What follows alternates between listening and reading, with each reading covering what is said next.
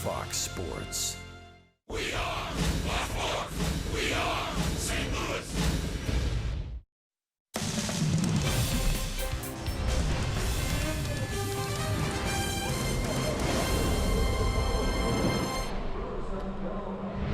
This is St. Louis Cardinals baseball. Tonight from Milwaukee and Miller Park, it's game number 2 of the 4-game series. The St. Louis Cardinals and the Milwaukee Brewers. Jim Hayes is here. That's Jim Edmonds. I'm Dan McLaughlin, and welcome to Cardinals baseball. The Cardinals, they've talked about it all day. Turn the page on game 1. Look forward to tonight, and that means it's Jack Flaherty. Yeah, he's going to have to go out there and set the tone early, try to get this team back on track. Last night was ugly, but you're right. Turn the page, move on, and play some better baseball tonight. Yep, 4 errors for the Cardinals in game 1. Clean that up, get some offense and some starting pitching. Jack Flaherty for St. Louis. Junior Guerra for Milwaukee. The Brewers, the Cards, and it comes your way next.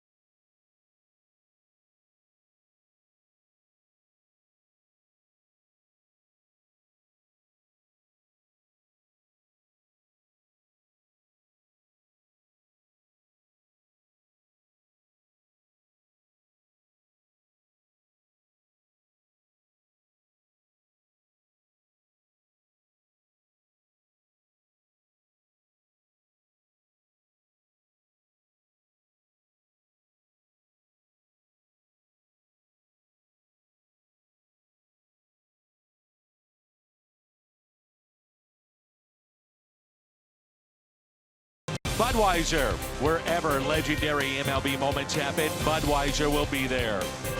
By Chevrolet, the #1 selling brand in the St. Louis area. Find yours at your Mid-America Chevy dealer. Big crowd expected tonight, a Friday night inside the Central Division. The Brewers and Cardinals coming up. Matt Carpenter leads it off when we come back.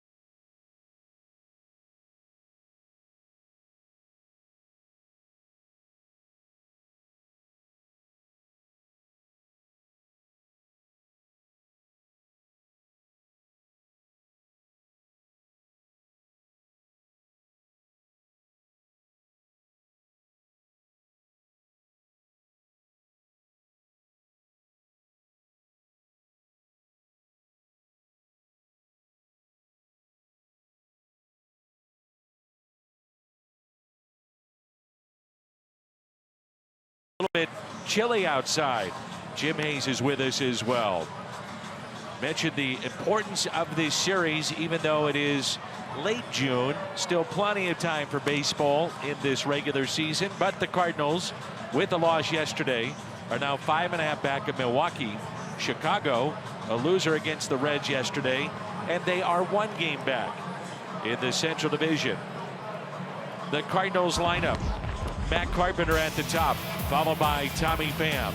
Then Jose Martinez, Marcelo Ozuna, Yadier Molina, Dexter Fowler, Jairo Munoz, Colton Wong, and the pitcher batting ninth, that's Jack Flaherty. On the mound, it is Junior Guerra. He's looking for his first win in his past 6 starts. A bit misleading, though. 0-2 in that time frame. ERA just over 2. The Brewers have only scored a total of 13 runs in those past 6 starts. And that's a look at his Hyundai pitch arsenal. Very good split finger. The velocity has been up a tick or 2 this year, and he can be very, very tough. Mike Matheny and the Cardinals talked about a poor outing, showing an embarrassing game yesterday. Need to clean it up. On the other side, Craig Counsell, 4th season as a manager, and his record 264 and 271. So here's Carpenter, who's got 4 home runs in his last 5 games, and that includes a home run on the first pitch of game 1 of this series last night. He's had pretty good numbers against this right-hander. 5 for 11, couple of doubles against Junior Guerra. And the first pitch, a strike, and we are underway on a Friday night.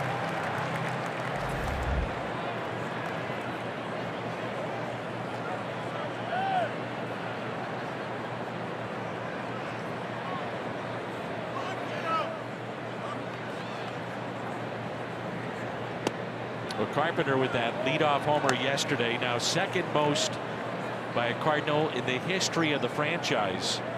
Leadoff homers. He's only trailing the great Lou Brock. Anytime you're mentioned with Lou Brock, you're in pretty good company. Here's a 1-1. And he drills it into the gap in right center. Carpenter on his way to second base with a leadoff double. His third career double against Junior Guerra. Tell you what, Danny, he's been swinging the bat so well lately. Go back to that lefty at bat that he had. Let's take a look at this swing right here. About a month and a half back, when he was really struggling, and we talked about it at the time, and I'm still saying that that was a turning point of his season so far at the plate, because just lefty-lefty matchups, sometimes you have to be so much quicker, so much shorter. You can't have a lot of movement. He got a couple of really good swings and a double down the line, and he's been going ever since. Now Tommy Pham. The strike. This road trip, Pham is just 3 for 19, but 2 of the 3 hits have been home runs. Very unique look at where Guerra's standing on the mound. Working from that third base side of the rubber. And it's a wild pitch. Carpenter to third and in there safely.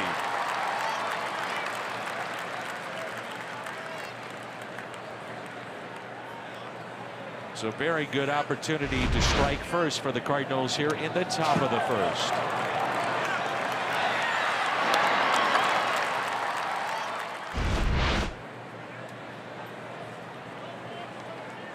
Interesting that more times than not, it's a lefty that you shift on. They're now shifting here on Tommy Pham. 3 infielders on the left side of the infield. And the 1-1 pitch to Tommy Pham. Many times, by the way, in the ball game here in Milwaukee, Jimmy, you get some of the empty seats. You think, well, it's not going to be a great crowd. Then you look at the third, and they finally have come in from tailgating, and it fills up. I was waiting to hear what you were going to say. The 2-1, now 2-2. They do have a good crowd. This is a sneaky place to play. I think that the fans are underrated here. I thought that the year that I spent here was amazing. I think that they get good crowds and get good support. But you're right. At the beginning of the game, sometimes they get stuck in the turnstiles, and they haven't locked up their cars and come inside yet. But by the second inning, they are in here and they are going for their Brewers. The 2-2 pitch to Pham. Inside corner and a strikeout, says Tim Timmons. Missouri Lottery Fox Tracks. Let's take a look. It was not a strike and a delayed call. He caught me off guard because as soon as that ball was across the plate, I kind of turned and looked down for a second, and I hear a cheer. Thought to myself, man, the Cardinals are traveling well today. Yeah. Definitely they're cheering reaction for a ball. Yeah, that was definitely a late reaction. Now Jose Martinez. Fly ball, shallow right. And the catch is made by VR. Cardinals had a situation late in the ball game last night.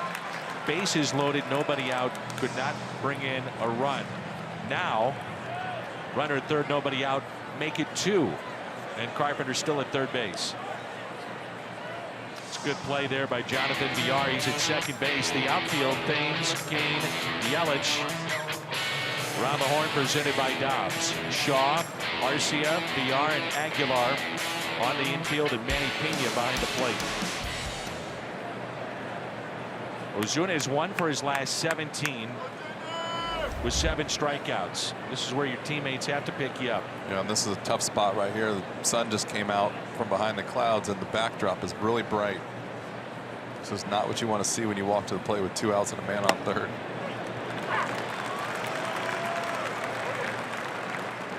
That's not the view you want to see when you come up to the plate. It's that being bright and the pitcher in the dark makes it tough. Somebody may have just gotten tossed. And I'm sure they went back and looked at the video of the Tommy Pham at bat. And this would not be the worst thing if Mike Matheny gets thrown out. Let's see some fire, if that's indeed the case, if somebody got tossed.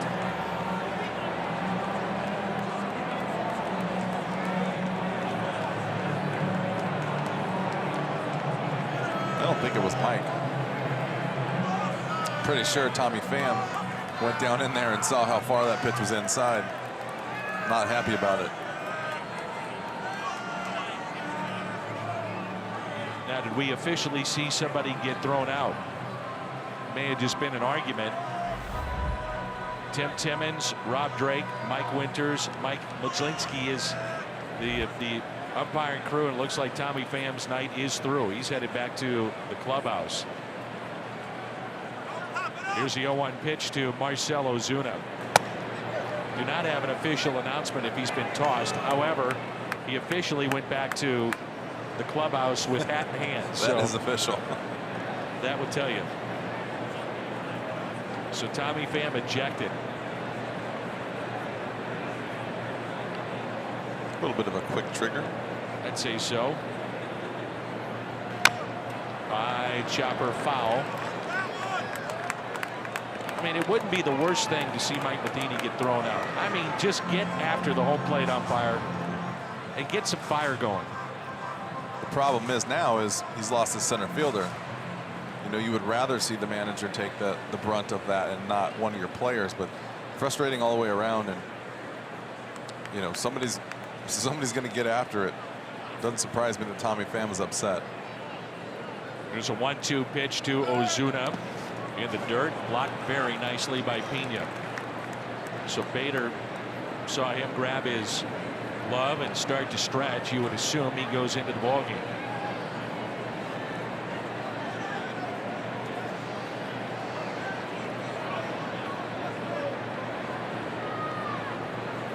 It'll get the heart rate up for you if you're the fourth outfielder.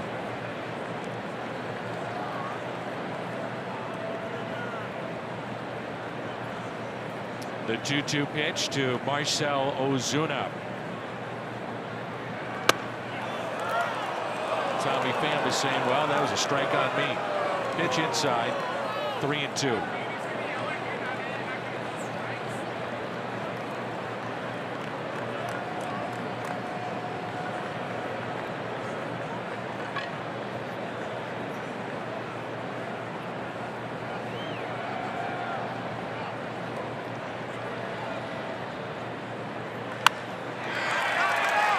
Popped up. Shallow left. Thames. No, it'll be the shortstop, Arcia, and he makes the catch. Cardinals get a leadoff double. Then Carpenter to third with nobody out. Can't bring him in.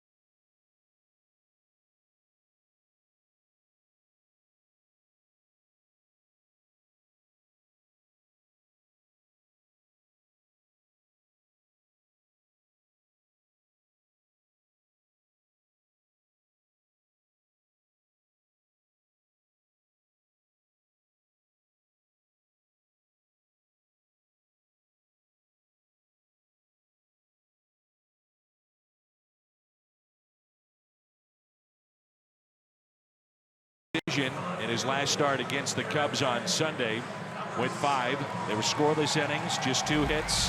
Wound up being a 5-0 win for the Cardinals, and a look at his Hyundai pitch arsenal. So Flaherty goes tonight, number 32 for the Cardinals. And Harrison Bader, by the way, takes over in center field for Tommy Pham. The lineup with Thames, Yelich, and Kane. Then Shaw, Aguilar, VR, Pena, Arcia, and Guerra. Looking at Thames' picture and watching him walk to the plate. It's not even the same guy anymore. So I was saying, the beard last night, you noticed it was shaved. I like it much better like this. When he had the big beard, it was kind of like Mr. T.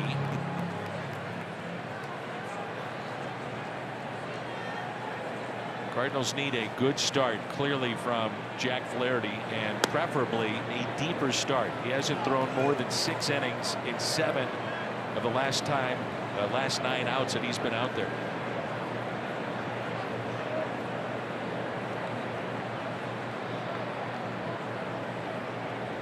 Thames, a couple of home runs. He's driven in 7 in his last 4 games. 1 ball and 1 strike. Tim Timmons has a little bit of a big zone today, so keep an eye on the players as they adjust.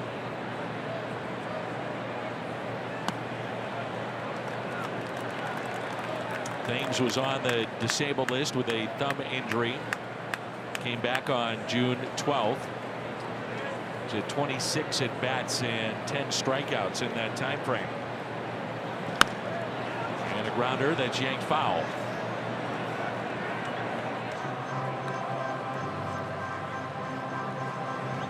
You may remember Jack Flaherty made his season debut against these Brewers back in early April. Took a no decision, 1 run allowed, 5 innings. He did, though, strike out 9 in that game. And the 2-2 pitch. Fouled back.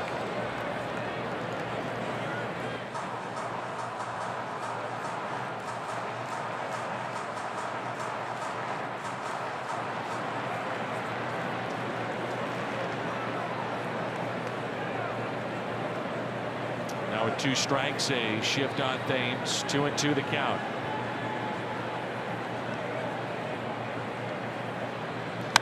Hit out of play.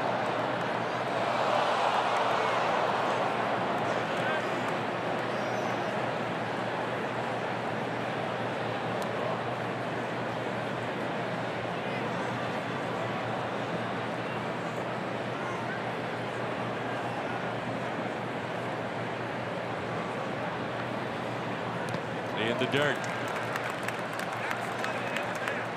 I find it interesting that they shift with 2 strikes, especially because a lot of guys aren't really choking up anymore and trying to go the other way.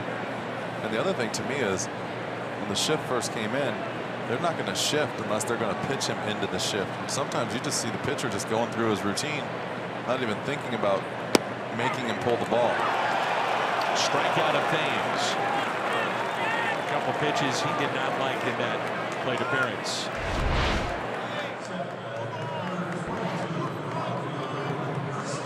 Catches the bottom of the zone. Well, at least our zone. Good point. The hard thing is for the players, if it adjusts, having them adjust to a new zone, a little bit bigger zone. Christian Yelich has picked up 1 hit in each of his last 4 games on the season, hitting .295. Tell you what, I was watching this guy take batting practice today. He's got some kind of pop. Good swing.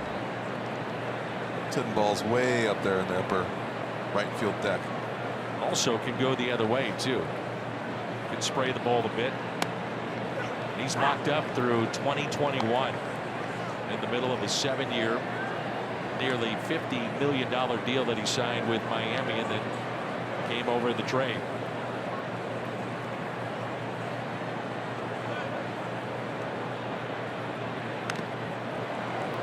Stanton with the Yankees, Ozuna with the Cardinals, Yelich now with the Milwaukee Brewers, and their numbers a season ago and what they're doing now. 59 home runs, 132 driven in for Stanton a year ago. He's on his way again. He's starting to get hot. Starting to hit the ball out of the ballpark again.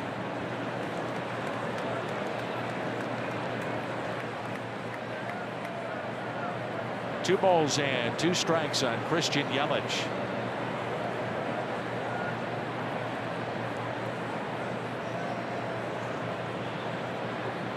Foul back. Last couple of starts, Flaherty throwing harder. Guerra is throwing for the season harder than he did a year ago. Flaherty, the last two starts, it's nearly 2 miles per hour average higher on the fastball.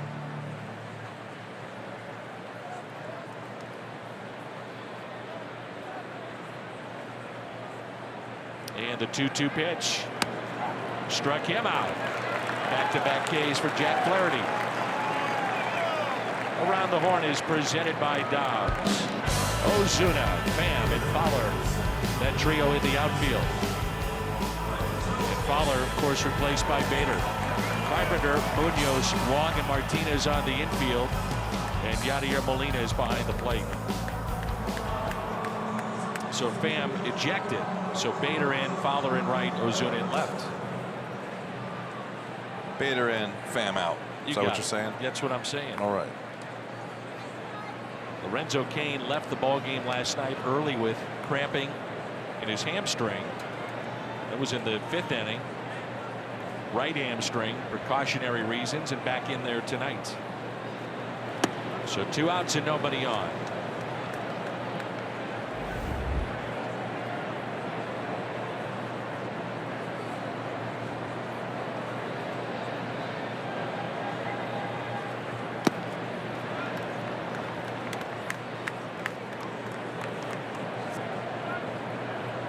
What was your sense in the clubhouse today and down in batting practice with the club after a very, very tough loss last night? It was quiet. It really was. It was pretty quiet. And not a lot of guys saying much. So it's, I mean, I think it takes a big toll on a team, especially last night, but this last week has been tough. I don't really know, it wasn't around enough at the end of the night last night. Got here, I don't think a whole lot gets said during the course of the day before a game. So it'll just be interesting to see how they respond. I think you have to take a little bit upon yourself after a game like last night to really step it up and get your teammates to step up with you. So we'll see how that goes. A 2-out walk to Lorenzo Cain. Now his 43 walks through his first 70 games.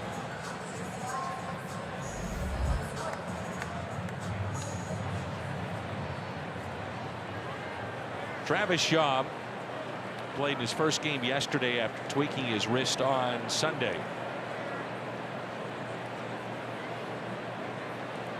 Runner at first, Cain. He's got 16 stolen bases this year. He's been caught 3 times. Foul back for strike 1. You remember Travis's dad, Jeff Shaw?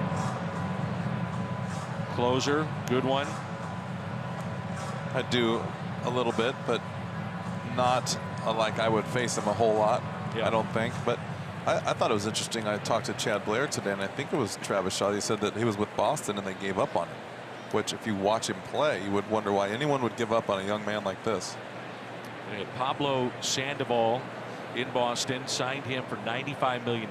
So large investment. Shaw, 9th round pick.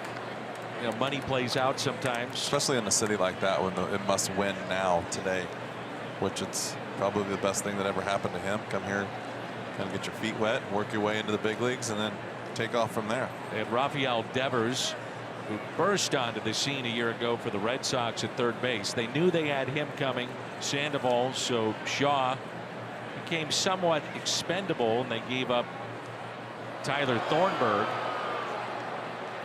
a reliever that has been injured ever since. So it's been a one-sided deal in favor of Milwaukee.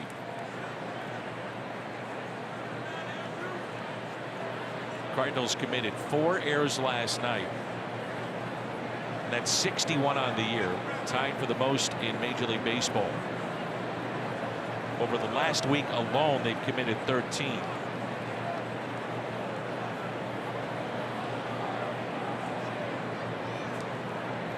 Oh, 1 pitch.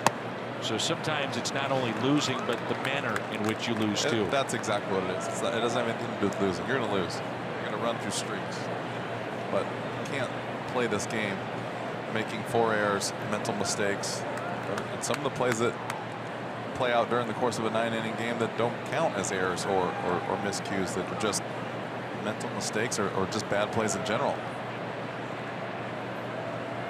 You got to stay away from those. And it's popped up.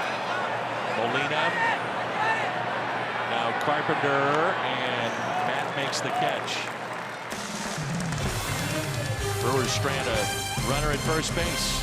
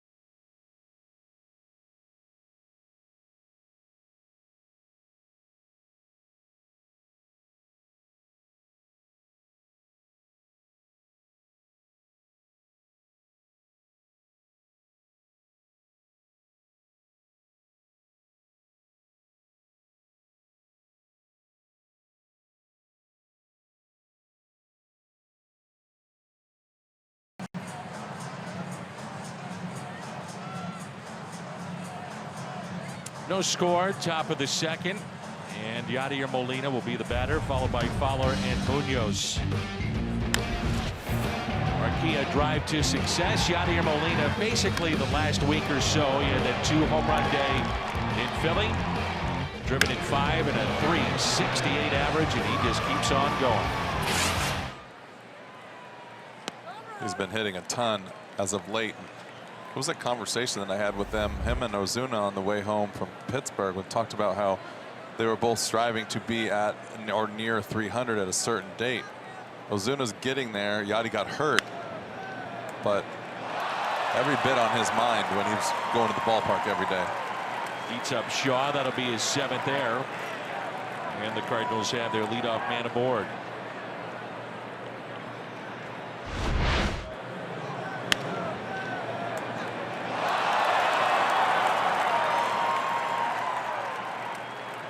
Just overplayed that ball and it bounced back.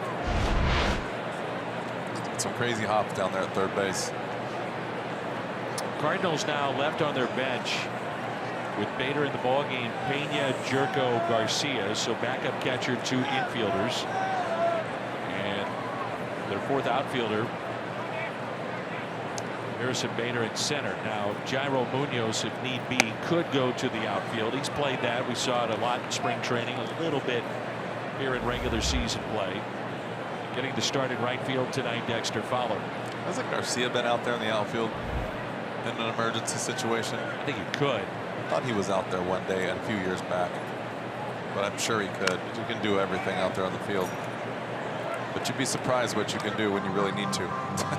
If you need to stretch your team out a little bit, see some pitchers out there if you have to. You can't just walk away. You can't just forfeit. You gotta throw somebody out there. What are you seeing, Jimmy, with Dexter Fowler? Not really sure. I mean, To me, I just feel like he's just not using his legs like he normally does. Super strong top hand on one side, on the left side. I feel like he might be just getting a little forward. Certain, when you struggle, there's certain things, reasons why you struggle, and everyone's got their own little quirks of why or how they do things. And with Dexter is such a strong top hand that if he doesn't use his legs or if he doesn't stay back, that top hand will just snap on top of the ball from the left side and beat it in the ground. And I'm not saying that that's his problem right now, but the result certainly shows that that could be one of the issues, because you really go on your results. Like if you're struggling, you're struggling. If you're hitting line drives and you're hitting them at people popping up, hitting ground balls, but he's been hitting a lot of ground balls. Sometimes that means you're just getting a little far forward, the ball's getting a little deep on you, and you're just hitting the top of the ball over and over and over. 3-2. We've seen a lot of swings without legs for Dexter in the last couple of weeks.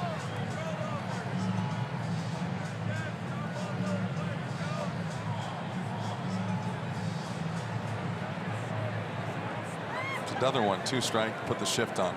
It's unique to me.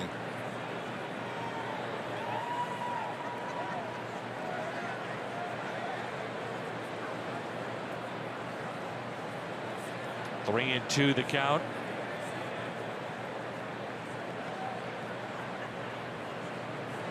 And Fowler shoots it the other way. Catch made by Thames, and Molina back to the bag at first.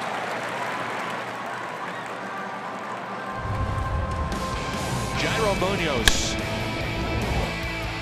since May 22nd, filling in for Paul DeYoung. 24 games. Nice job offensively. He's really done a nice job. He really started hitting the ball the other way. It's just a matter of time. It didn't look like he was super comfortable when he first started playing. Game comes at you pretty fast, and all of a sudden when you start to see a young man like this hit the ball the other way, hits a lot of line drives up the middle, you're starting to see him mature a little bit. You stop seeing the pop-ups and the ground balls to the left. That means he's getting a little comfortable and starting to work the count and really work on hitting the ball up the middle. And a ball down and in to Jairo Munoz. Well, you got to wonder what was said by Tommy Pham to be ejected in the first. That was a quick fuse by home plate umpire Tim Timmons. And TV and radio, you don't hear it. You don't hear what's going on inside those dugouts. But believe us, there's a lot of screaming and yelling. Always. Non-stop. Now, you can't argue balls and strikes, but normally umpires do let the dugouts have their say to an extent.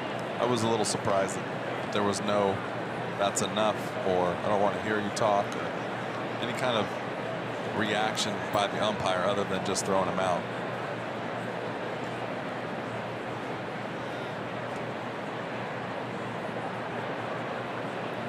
The 2-0 pitch to Jairo Munoz. 2-1. I think it's kind of unusual too, because there's really no argument at the plate. Usually the argument at the plate carries over into the dugout, which leads to a short fuse. But normally you just walk away, chirp back from the dugout. He's going to let you say something because there's really no build up to it. It's just kind of, he took it and walked away. I thought, okay, that's all you'll approach that the next at bat. That's how you do it. Go back out there and say, hey man, I looked at that pitch and it's 4 or 5 inches inside. You can't give him that. But it's an emotional game, and sometimes your emotions take control of you. There's some key words too that will set an umpire off. Why don't you let me know what you have to say that would be a key word later after the game? I'll be happy to. A few choice words for you. 3-1 pitch. Now 3-2. I remember in the 2005 NLCS, you were ejected in a key moment, and I was just utterly shocked. Especially after 12 or 13 years of playing in the big leagues. In an NLCS game, I mean, I couldn't believe it. I always find it really interesting to play first base and have a 9-inning conversation with an umpire and then go to the plate the next day and have him behind the plate and have a totally different personality. Right. Munoz swings and misses and strikes out. That's number 2 for Guerra. Just goes to show you how much stress is behind the plate. It changes their complete personality, the way they call the game, short fuse. I mean, it is mind-blowing, the difference between first base and behind the plate for the umpires. Colton Wong sat last night in favor of Jed Jerko, lefty starter, so Wong sat. What's been kind of odd, though, about Wong's year is he struggled against right-handed pitching. Strike 1. Talked about the velocity of Guerra. It's jumped from 91.9 to 93.1 this year. And with the jump in velocity, slugging percentage against him has dipped. He's got some nice jump to his ball. You can tell the guys are reacting a little late to it. And now he's hit by the pitch.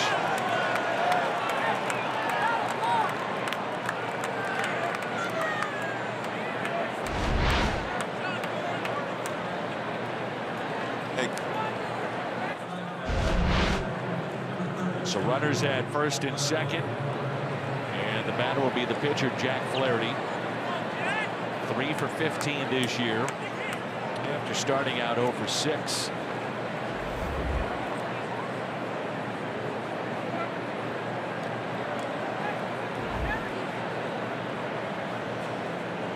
Runners at first and second. 2 outs.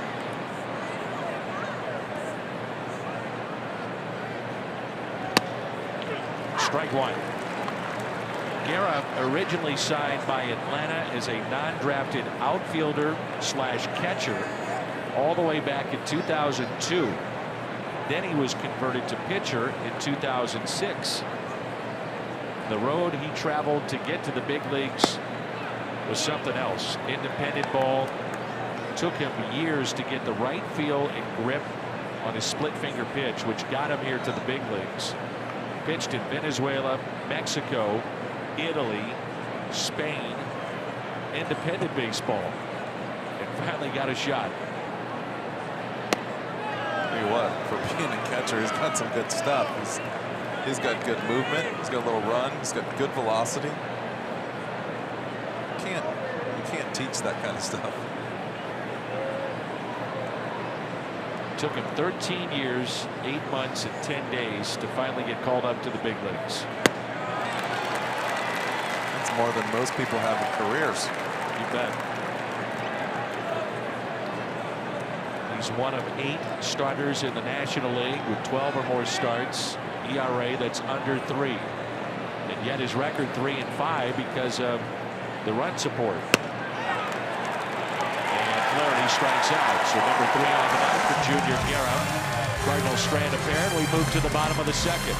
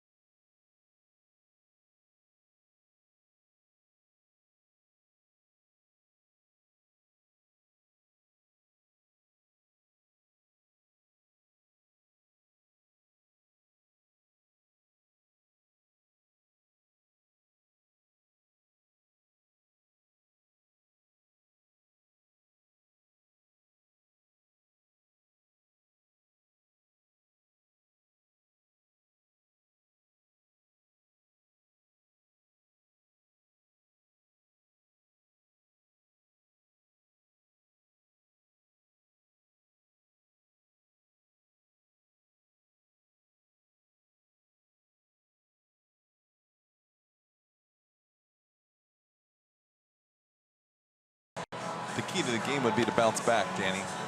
This last night was not a pretty game, and it's not the way you play the game. So tonight it'd be a bounce back game. Play the game a little tighter, crisper, and go out there and get a win. What do you think?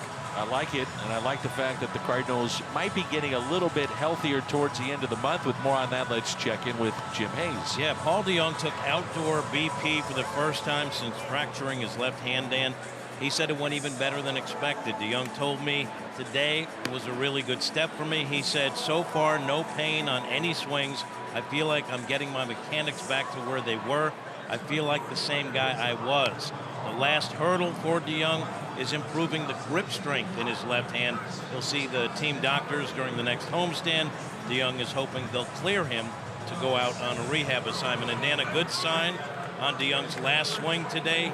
He put one over the chairs above the goodwill sign in left, and he was very excited about that. It's a long way out there in left field. We saw Marcelo Ozuna earlier in the year do that in live action, but DeJong closer to getting back. And you know, the thing about DeJong that gets overlooked is, yes, he hits for power, but if you look at the analytics and where he has really improved is defensively. He's a good defensive shortstop. They miss that. I think Munoz has been doing a really fine job, but you're right. On cue, you miss your shortstop out there. There's a reason why he's the starter. But I'll tell you what, he's not doing a bad job right there. It's a nice play right here to his left. Jonathan VR will be the batter. On pace for a nice bounce back season. Last year he had 241. This year it's up to 266. He had 6 home runs. Also 10 stolen bases. So 1 pitch and 1 out. It's a day that you remember where you were as a Cardinal player, fan, broadcaster. This date, June 22nd, 2002, Darryl Kyle passed away tragically in Chicago. Joe Girardi addressed the crowd at Wrigley Field. Jimmy, you were part of that team, and I think when we talk about 04 and 06 and 11, the great teams that Tony La Russa had, maybe none better than 02 at the job that he did to keep everybody together to win that division. He was amazing holding a team together. I mean, 2002 was a tough year. You're right. He just embraced it all and kind of came together as a team. But Tony was the reason why we stuck together. Going number 57 was awfully good. It's Mike Matheny catching him. There's a famous shot in the Post-Dispatch the next day. There's a ground ball that's hit to short, loved by Munoz. Mike Matheny touching the jersey in the dugout of Darryl Kyle, hanging in the dugout.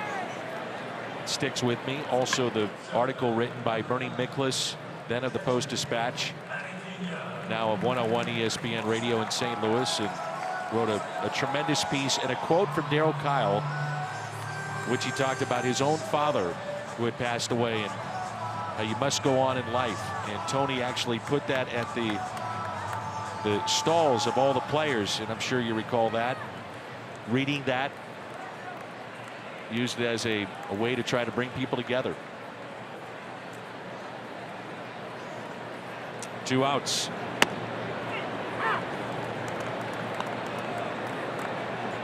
Have you had a chance to reconnect with Flynn? And I talked to her last year in San Diego. Yes. Doing well, I assume? Doing the best they can. Yeah. Life must go on, right? Yep.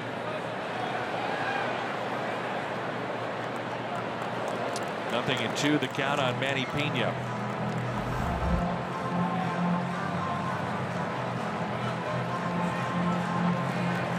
.227, 5 home runs, and he's driven in 14.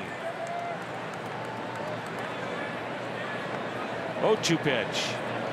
Inside corner, and he missed. Darryl got out of Colorado and came to St. Louis and rediscovered old Uncle Charlie, and it was a good one. Man, a little difference for him. Woo. Filthy. Get out of that light air. Here's a 1-2 and a strikeout, number 3 tonight for Jack Flaherty. We played 2. No score at Miller Park.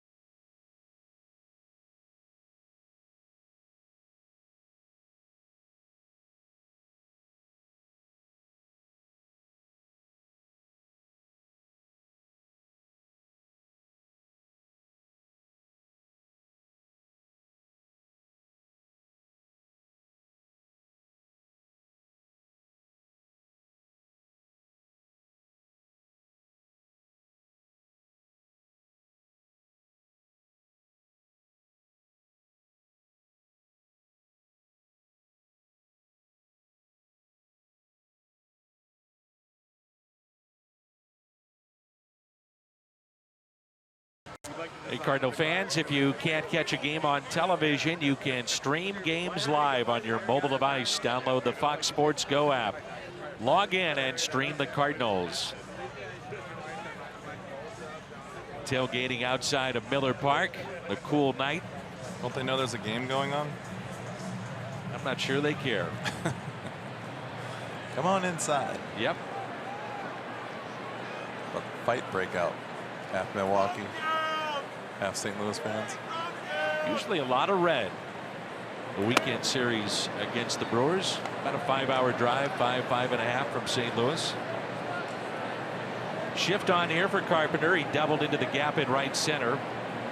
Advanced to third on a wild pitch. Nobody out. Carpenter at third, and the Cardinals could not bring him in back in the first.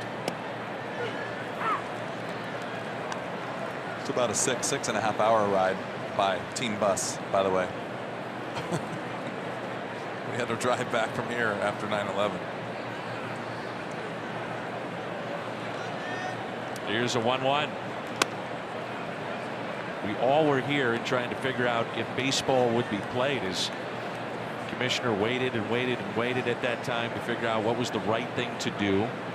Cardinals were here in Milwaukee. Do you find that in those circumstances that there really never is a right thing to do? Agreed. Because you can also go too far, too long. I think obviously you stop and mourn and take care of business, but then it's like people want to see something else other than the bad news that's going on. And I thought that was pretty amazing that the city of New York themselves wanted to see baseball from the Mets and the Yankees and get rolling again, just to get their minds off of it. 2-2 fouled back. Did you ever visit Ground Zero? I did not go while it was destroyed. I went last year when it was all back together. I did both.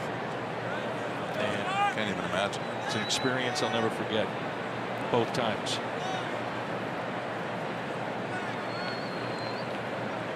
Two-two pitch now to Matt Carpenter.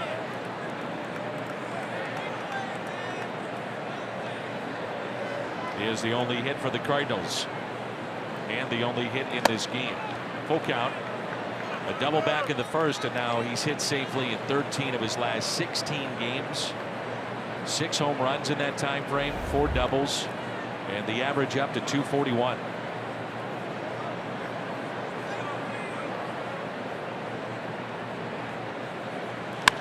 Hit out of play.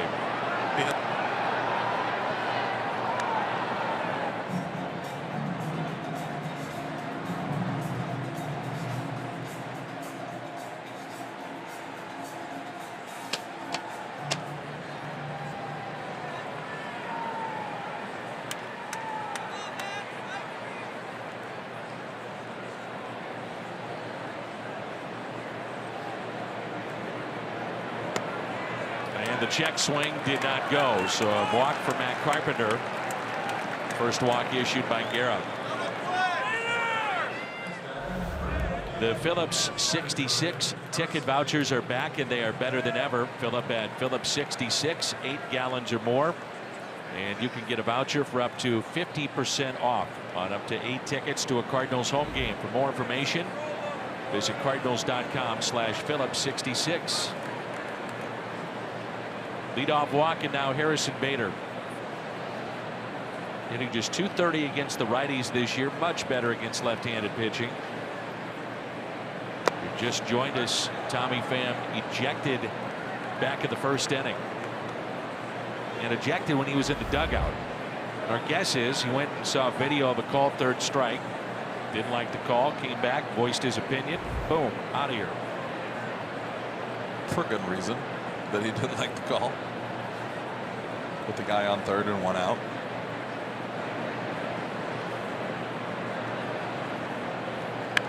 Bader drops down a bunt. Shaw only played to first. And advancing on the play, it's Carpenter.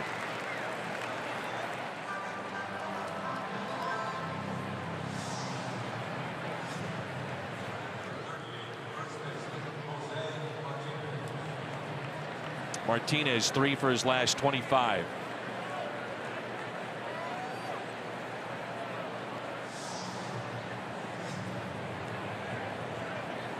He was swinging a hot bat too, and it just like stopped. Sometimes that happens. Went to Venezuela, saw the birth of his daughter, 3 games off against the Cubs, and now has come back and still trying to get that timing back maybe. Also remember what happened final game of the series against the Phillies. He was tangled up at first base with his shoulder, so that could be an issue as well. It's the last thing you want when you're hot is a day off. It's the first thing you want when you're not swinging the bat well, but when you're hot, you don't want any time off. Just keep on going.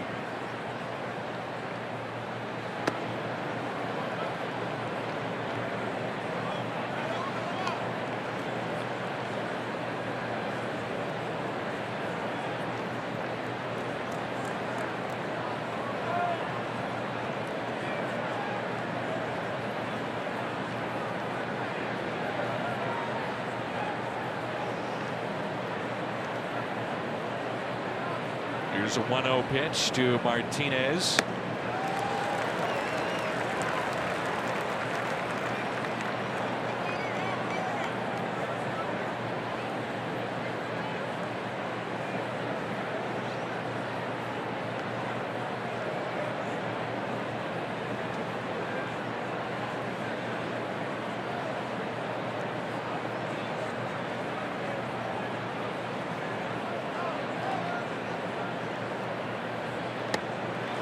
One and two.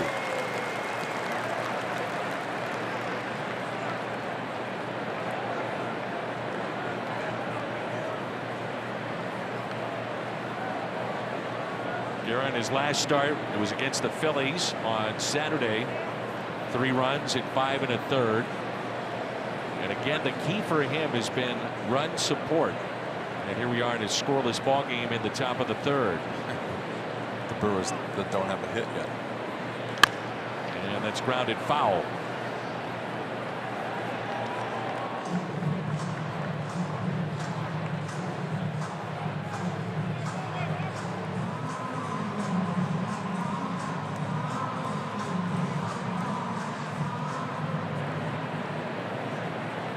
Outfielder straight away. Martinez, 5th in the National League against right-handed pitching, a .316 average. And a swing and a miss. Strikeout number 4 for Guerra.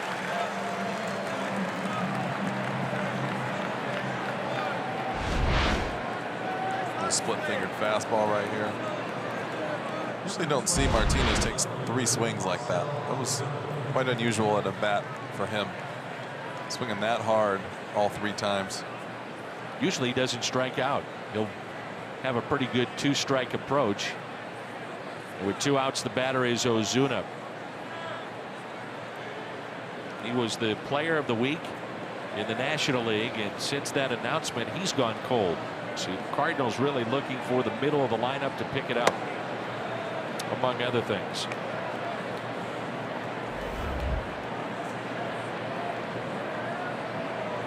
Popped out his first time up.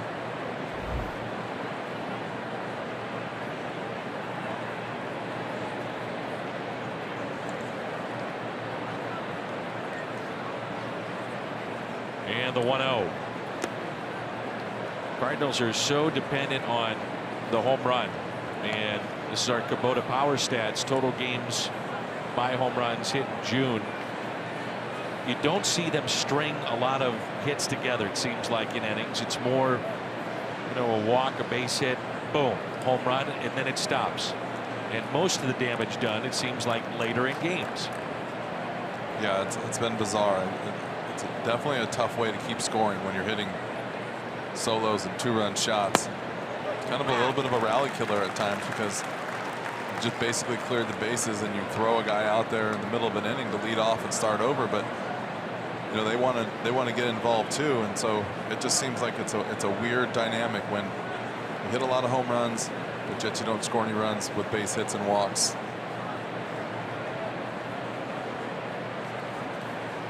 Two balls and a strike on Marcell Ozuna. Don't get us wrong, we like to see a home run. That's okay, but you'd like to see some innings too where you string some hits together. Well, it's not even that. I think that they've just been hurt in the last couple weeks by small ball, not driving in the run from third with less than 2 outs. It's happened a couple times. Happened once today, happened yesterday, and just those little things right there add so much to your game. Ozuna hits it up the middle, base hit. Here comes Carpenter.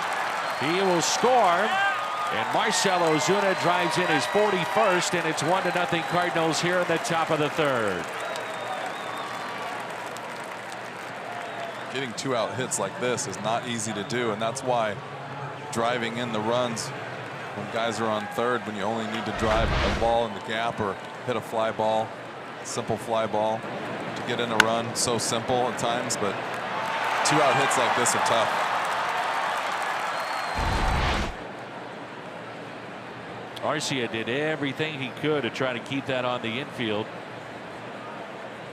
And Carpenter scores the first run for either side. Here's Yadier Molina, reached on an error by Shaw back in the 2nd inning, and then left stranded. First pitch, a strike.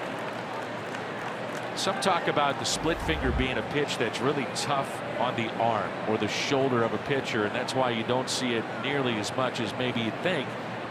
When right, as you know, Jimmy, it's a nasty pitch. Yeah, it was the pitch of the 90s. Everyone threw it, and then it just almost disappeared. And you're right. The reason why it's so tough to pick up is because you're literally just throwing a fastball as hard as you can, and the ball just doesn't come out. So your arm action is identical to the fastball, and that's really what the art of pitching is trying to deceive the hitter with the same arm action over and over and over, and having the ball come out a different way. That's why that pitch is so much different than, say, the changeup, because the changeup is such a feel pitch where some guys slow down a little bit. Sometimes it slips out.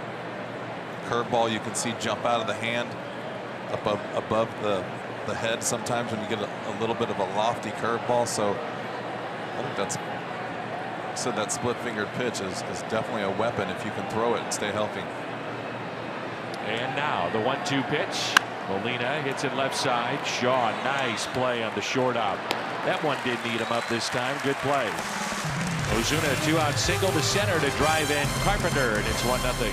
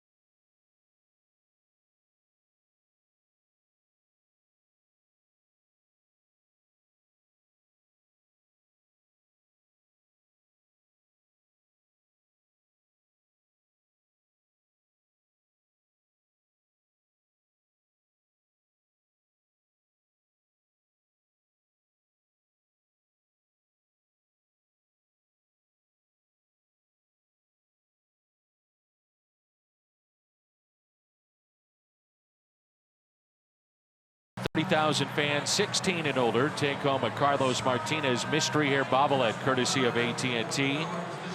And the Tsunami life-sized version of this bobblehead is in Ford Plaza. It's on display all season long. Tickets at cardinals.com/promotions. Cardinals trying to get him right. Ineffective again last night. Arcia, Guerra, and Thames for Milwaukee. Last season, Arcia hit .277, played just about every inning. Really, they counted on him both defensively, offensively. 15 home runs, drove in 53. Was expected to have that carry over and he'd be better this year. Well, he checks in with a .203 average. He's already been sent at one point to the minor leagues. Well, that right there, that first pitch, I'll tell you why he's hitting .203. Pretty tough to hit like that. Big leg kick, dancing all over the box. Guys in the big leagues aren't just going to do you a favor and throw you a fastball down the middle for you to rip.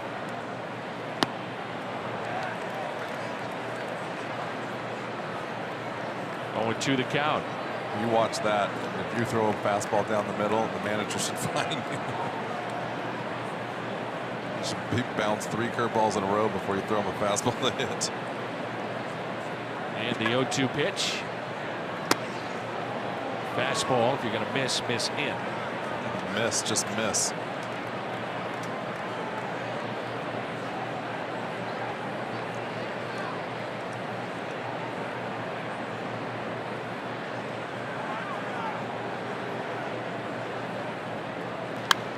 And it's popped up. On a play.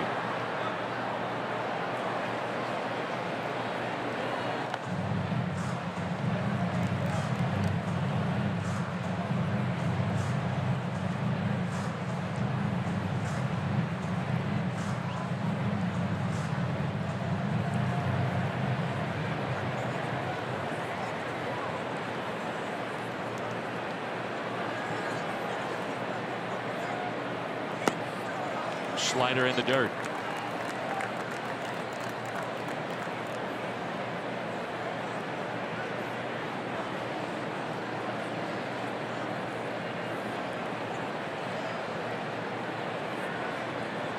Two balls and 2 strikes.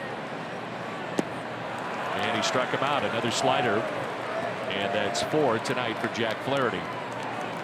Pretty good pitch right there. Got a little closer to the zone. I think the whole thing with those fastballs, you're trying to speed them up, you're trying to make them think you're going to throw them a fastball just to get back to this pitch right here. Here's Junior Garab. In his career, a 119 hitter. No walks, 22 strikeouts. This year, 0 for 16. Takes a healthy cut. But after watching that swing, I know why he was converted to a pitcher. I thought you were going to say that.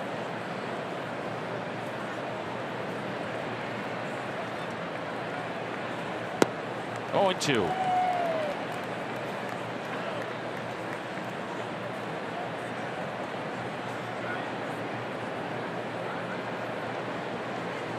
And the 0-2 pitch. Struck him out. So first time through the lineup, Jack Flaherty with 5 strikeouts. And the only base runner, a walk to Lorenzo Cain back in the first.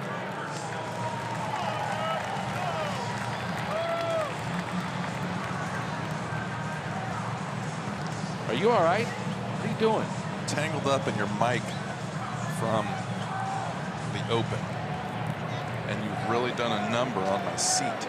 No, you have done a number on your seat. Wish we had a camera in here so that people could see your mess. No, Jimmy.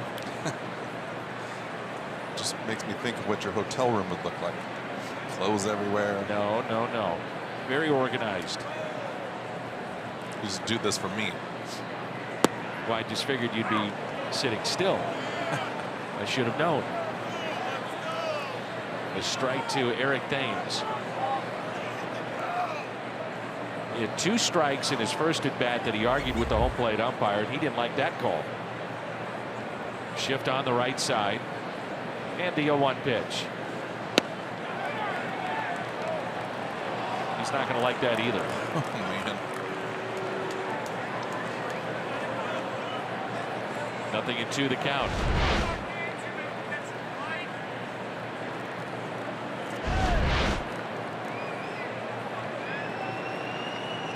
And the 0-2 pitch struck him out. Throws his bat, slams down his helmet.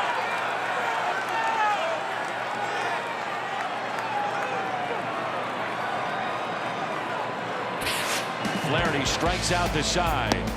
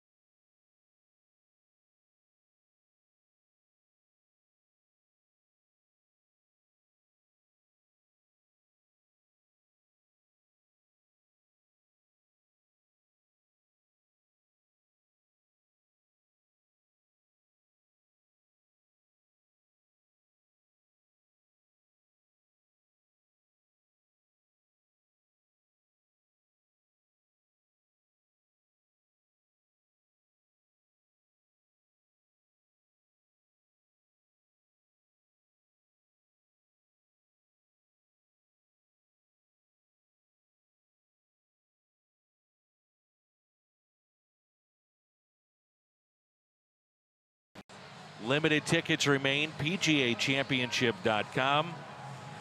And Barry Deach, who is the director of the PGA Championship, talked to him the other day about Ozzie Smith, and he said one of the great things for him coming to St. Louis is Ozzie and his interest in golf, love of golf, and trying to get young kids to play. He's done a lot with Ozzie. He'll be involved as we tie in baseball to what's happening right now. with the PGA Championship coming to town. Said he got to meet him, go to dinner with him, and came away and he said, what an unbelievable man. Wants to do so much for the community, and in particular young kids, and get them involved in the sport of golf.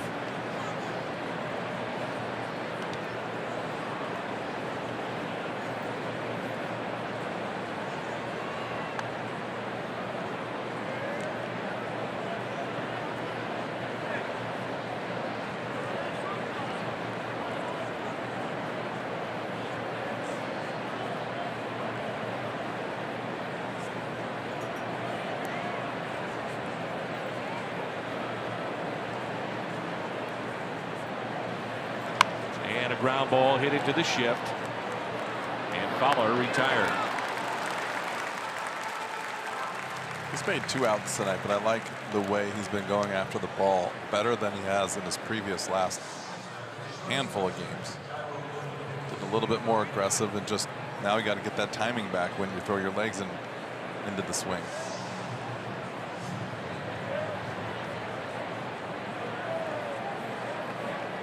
So Fowler is 0 for 2, and it brings in Jairo Munoz. Munoz struck out swinging back in the 2nd inning.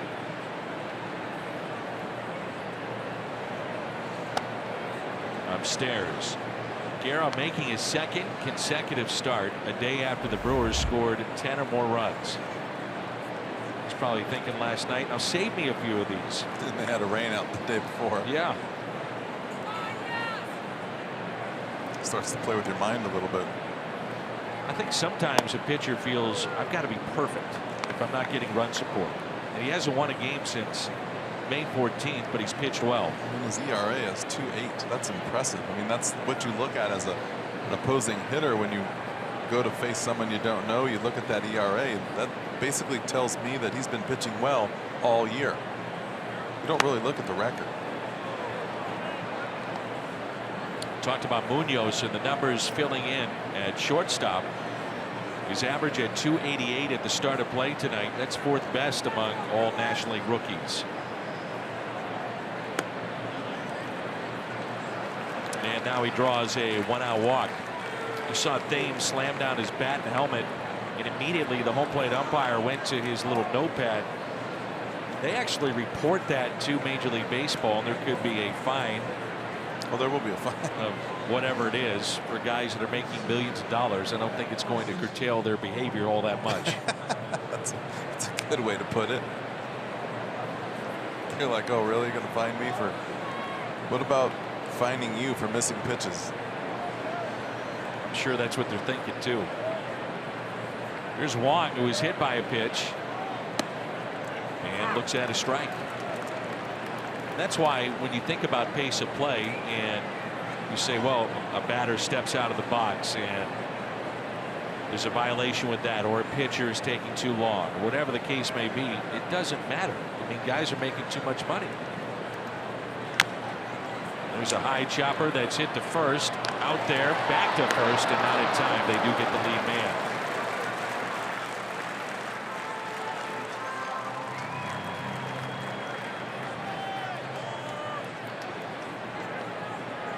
Two outs, and the pitcher comes in, Jack Flaherty.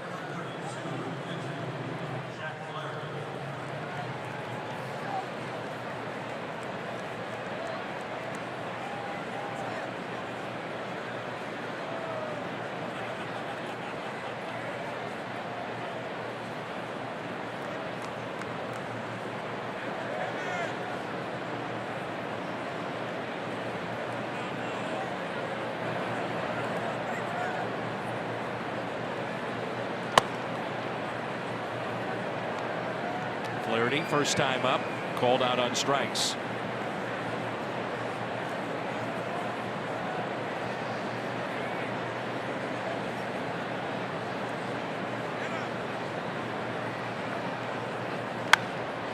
Hit down the right field line, slicing and foul.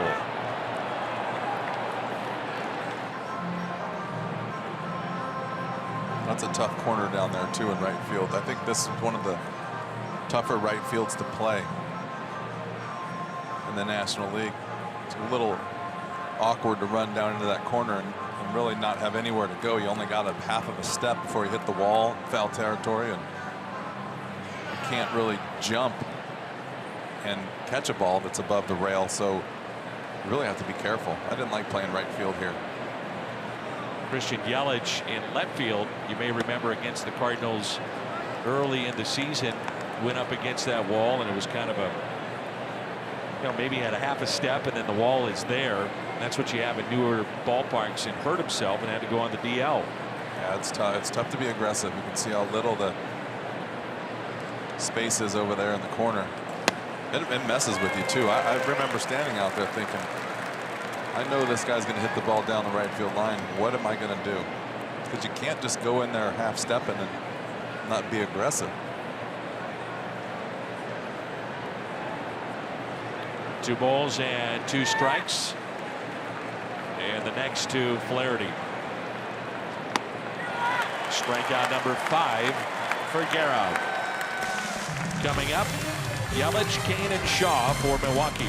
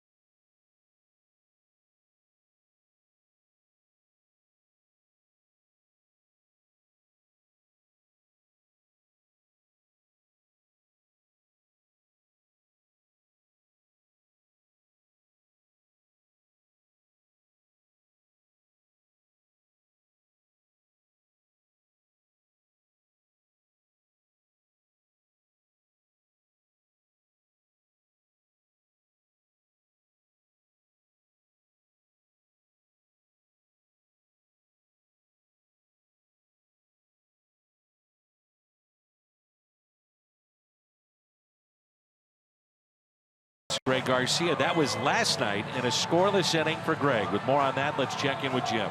When a position player pitches in a game, Dan, most times it's because they volunteered. That was not the case for Greg Garcia last night. Garcia took over pitching duties in the bottom of the 8th, gave up a single, then got a double play ball and a fly ball to right. Bench coach Mike Schilt told me there are some of our regulars that beg for a chance to pitch, not Greg. When I asked him, he had a look like, really? I asked Greg what he was feeling after a scoreless inning last night. He said, relief. The whole thing was nerve-wracking. Dan, rough game last night, rough spot for Garcia, but he did his job. Well, he certainly did, and a scoreless inning to boot. You always wanted to do that, but you never got the chance. I did. I always wanted to do that. Did you ever go to a manager and say, just give me the chance? You're too valuable, though, Jimmy. Not to say that Greg Garcia isn't, but I asked La Russa, and he said never a chance. I pitched in A-ball one time. We were getting blown out. But, you know, I pitched my whole life. Like, my goal in life was to get to the big leagues as a pitcher.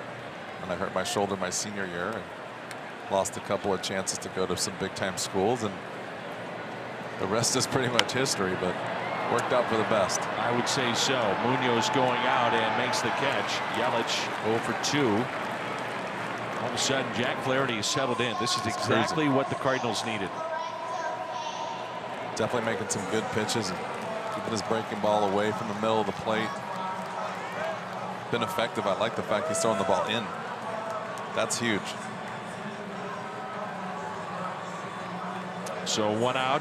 Nobody on for Lorenzo Cain. Walked back in the first inning. That has been the lone base runner for the Brewers this far. Flaherty joined the rotation in early May, and since that time his ERA is under 2.5. The splits have been good, home and road. This being his 5th road start, ERA of 2.49.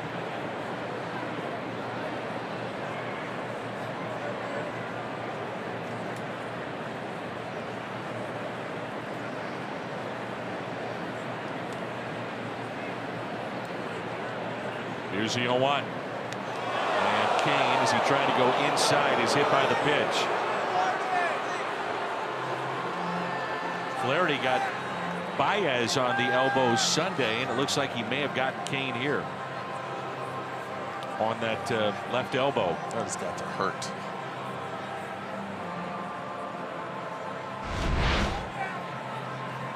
Just a sinker that got away from him. That's the thing about being right-handed. You know, these guys, the right-handed hitters are so tough. It's so tough to be a right-handed hitter in this league. You've got to stay in there as long as you can. So many guys try to pitch fast, throw fastballs in, and sliders away and down and away, and so you got to really stay strong. And then stuff like that happens, and that doesn't feel good.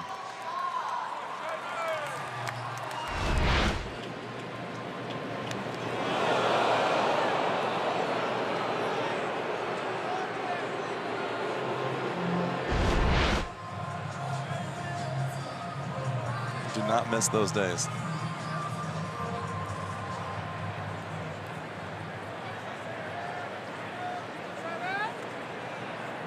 Travis Shaw popped out first time up. We'll check on Kane.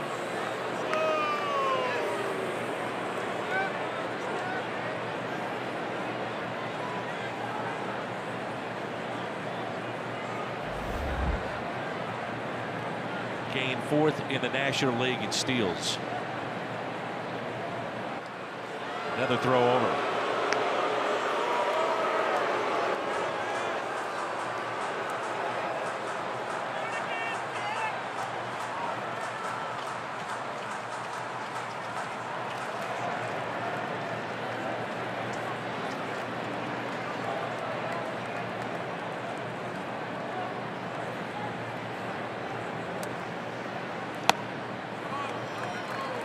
You know, Lorenzo Cain's an interesting story, and we talked about how athletic the Brewers are, and it's a very athletic team.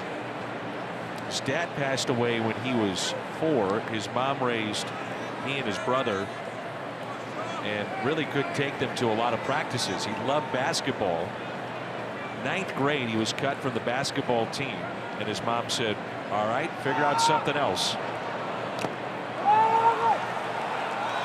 And Cain stays put.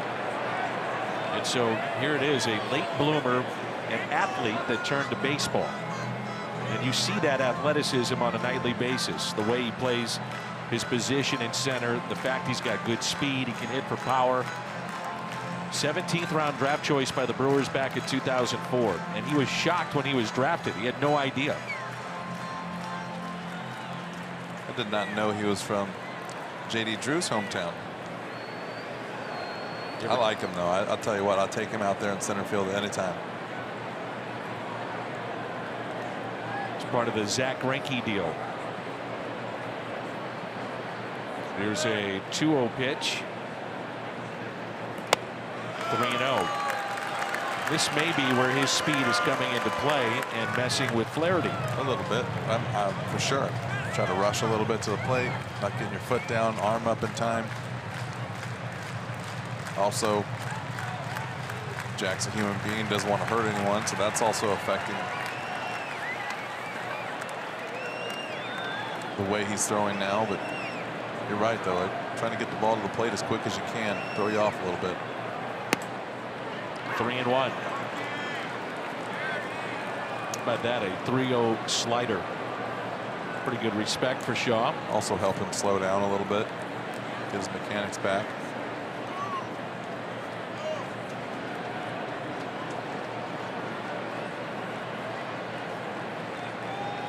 How is old JD? I haven't talked to him in a long time, but I bet you he's hunting or fishing somewhere. 3-1 pitch. Now 3-2. See if they want to start the runner here.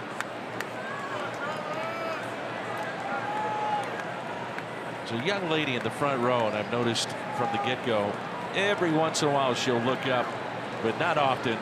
She's got better things to do. Making a nice quilt for you, Jimmy. I hope it's red. 3-2 pitch. Pulled foul. Good Lord. Just see that.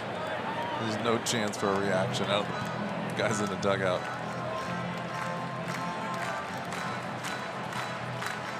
Shaw has struck out 49 times this year.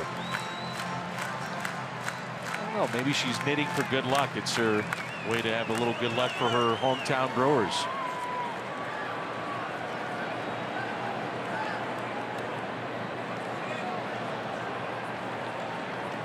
And the 3-2 pitch. Not running, and a strikeout. Comes back to get him. Nice work by Flaherty. That's 7 strikeouts. It's a big time pitch right here. Look at this. 3-2. Just a good slider.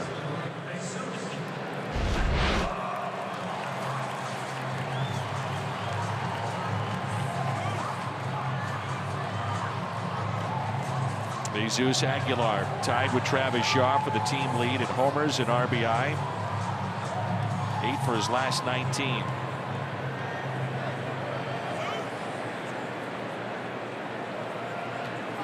He's got a pretty good seat. I'd put down the knitting.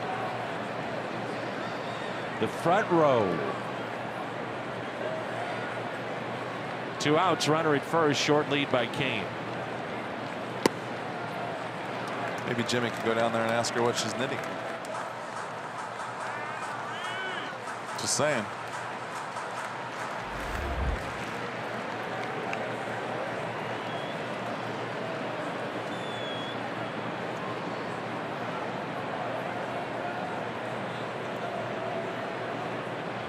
And the 1-0 pitch to Aguilar. And again, Flaherty falls behind 2-0.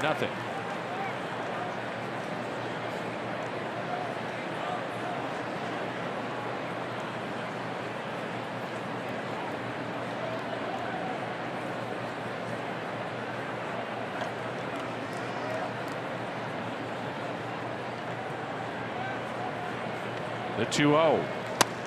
And a strike, 2-1.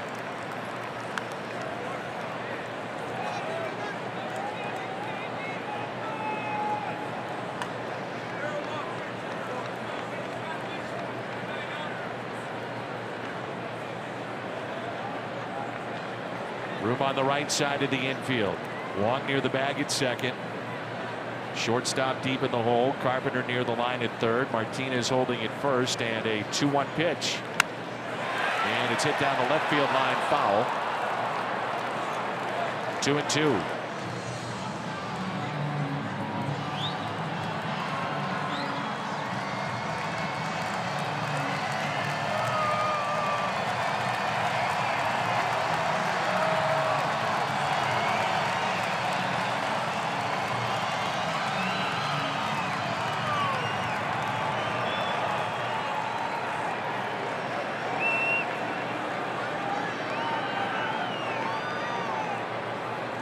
Outfield deep. The 2-2. Flaherty's got it. Wow. That's self-defense.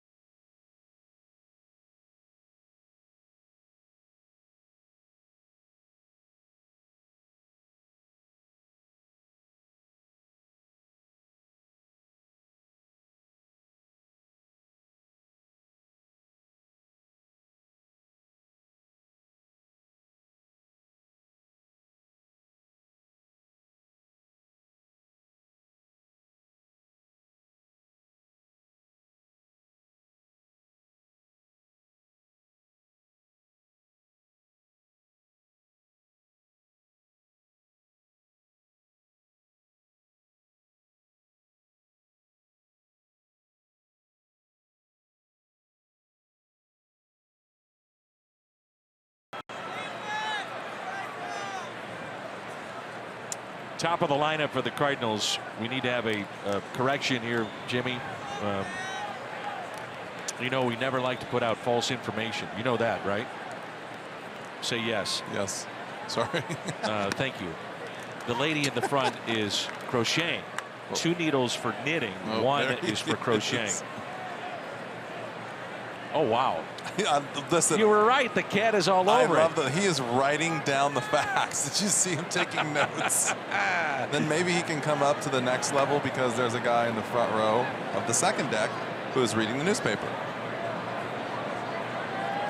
What do you think is going through her mind right about now? She's probably thinking, who in the bleep is this guy? And he has lovely hair. And that's pulled foul. Oh, nice play. Nice.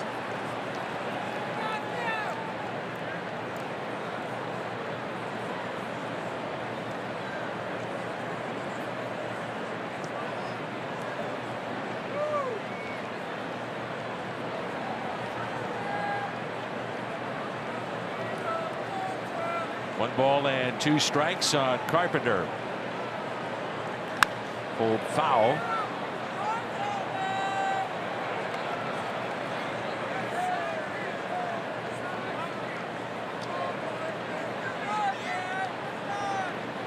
Now, many times we give younger fans a signed baseball.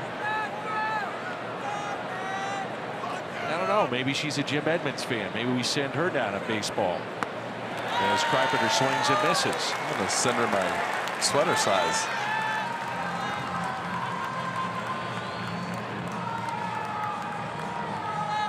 Jim, I've been informed that that is not knitting, so I apologize. It's crochet. Yeah, I mean, Danny, where you been? It's crocheting, man. It's my bad. Tim McCarver would say, it's crocheting, man. It's the big leagues. What do you got, Jimmy? So her name is Mary. That's not her regular seat, but she does come to some games. And what she is crocheting, not knitting, is baby blankets for a local hospital. And she told me she has crocheted hundreds. That's sort of her passion. That's number 1. Brewers baseball number 2. But her name is Mary, and she's a very nice lady. Did you attempt to interview her, or did she not want to be interviewed? You know what, Dan, as a regional cable journalist, I felt out the situation, and I thought I would pass along her information best with her off camera. Now, I think something we should do is send her down to baseball. We do it for our younger fans, and she is not a child, obviously, but you know, we want to make her happy and maybe, you know, say, hey, thanks for the great work that you do for kids in children's hospitals. So we'll effort to get a Jim Edmonds signed baseball to that young fan right there. You know what else? Maybe get into Jimmy's wallet a little bit. A few $100, throw that in there too. Nice donation to the hospital. Yes. It's a great call, Jimmy.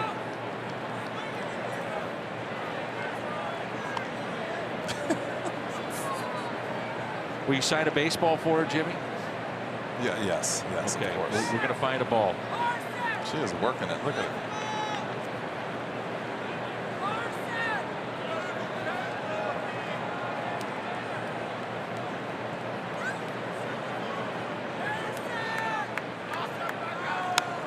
Two hit out of play.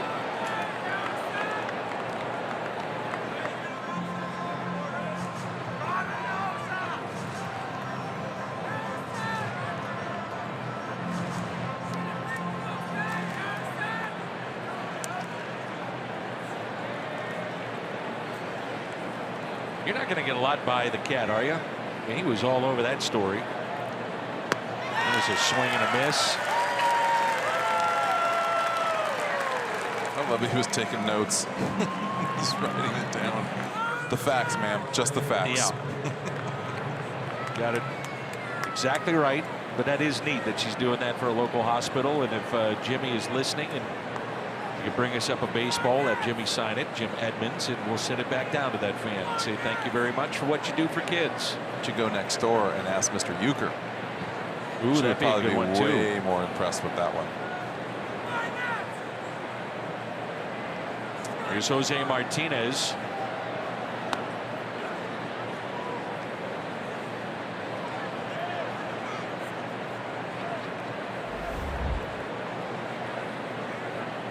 Martinez 0 for 2. He's popped out and struck out.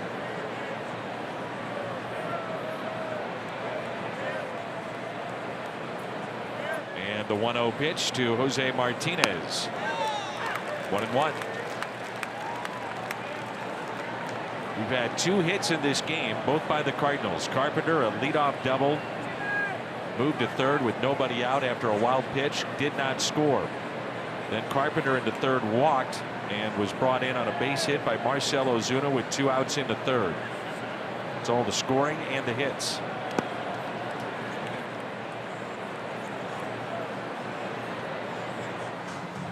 King has been taking a little bit of a beating back there. Sure has. That's what that split finger will get you too. It'll get your catcher beat up. I think he's taking one off the bare hand, off the forearm, off the chest. I mean, you've got the chest protector, you've got the mask, the helmet, shin guards, but there's a lot of unprotected areas there. You think about throwing the ball 100 miles an hour, sliders in the dirt, how much white you can see. Yep. Foul tips. And another one in the dirt. 3-1.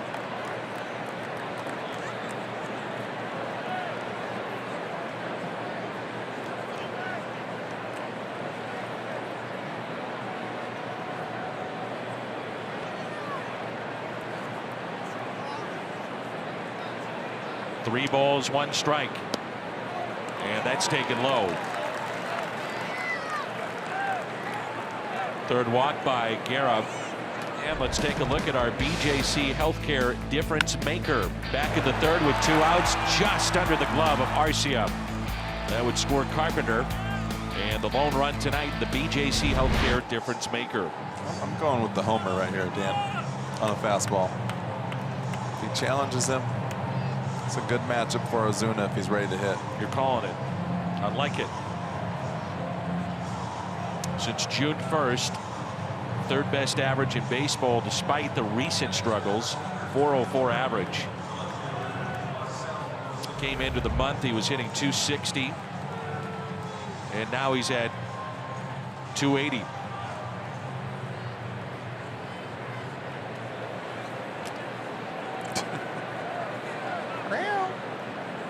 He's lurking around the corner. The cat.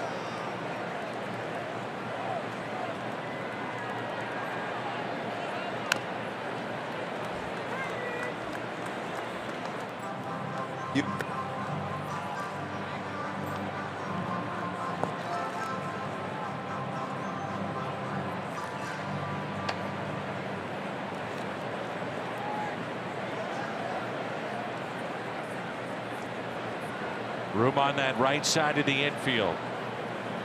Short lead at first by Martinez. No balls and a strike on Marcell Ozuna. He drops to a knee. I was hoping he wouldn't get that pitch. In the hole, 0-2.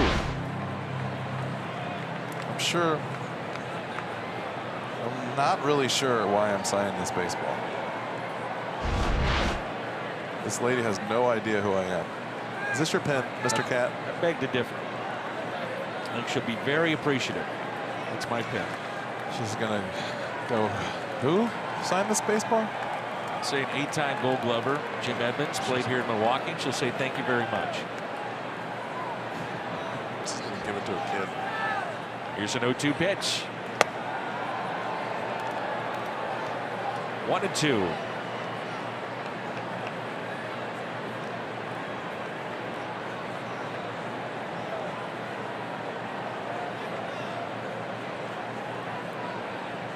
With your new twins, you might want to see if she's got anything for you.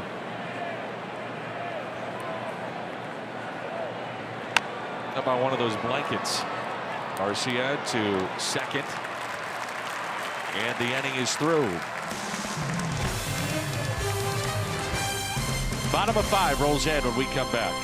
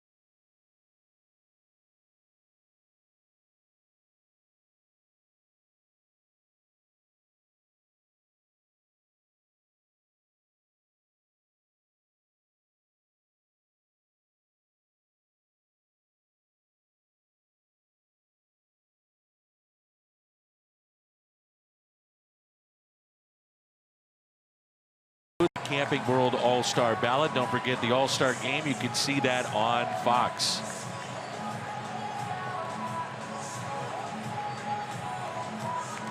Bottom of 5, and it's 1-0 Cardinals. Jack Flaherty has walked 1, struck out 7. He's hit a man. Villar, Pena, and Arcia.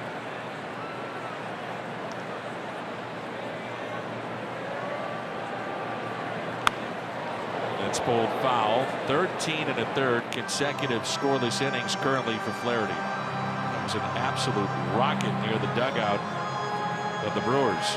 It's the third one that's hit a line shot off that net. Third time today. I think I would take my chances on getting down below and calling it a day. And I'm way out in front, and it's 0-2. Only 60 pitches tonight so far for Flaherty. Very efficient. And the 0-2 pitch.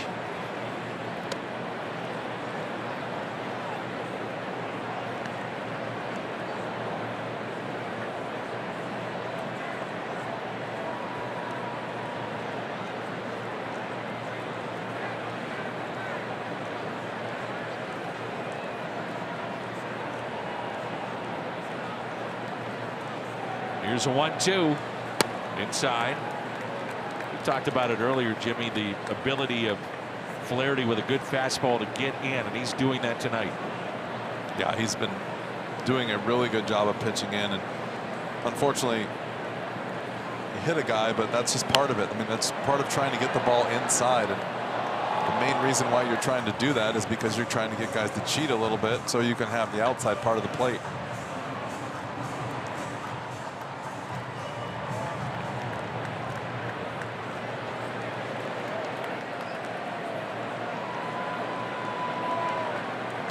In the dirt, and the count runs full.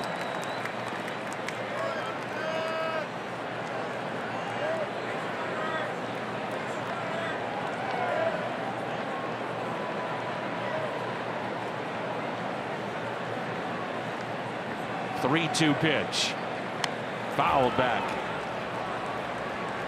He's had a lot of the hitters out in front too. Notice that he's changed speeds well, in and out. That's speeding the guys up with the fastball. Gets him way out in front of that breaking ball.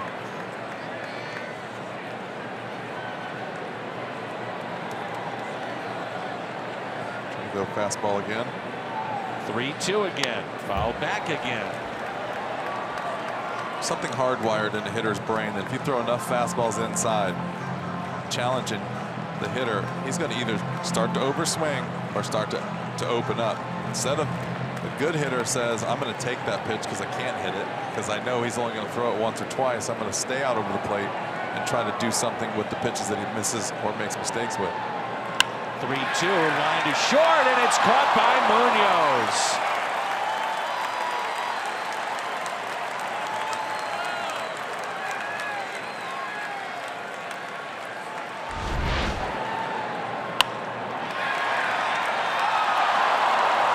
Play by Munoz right here.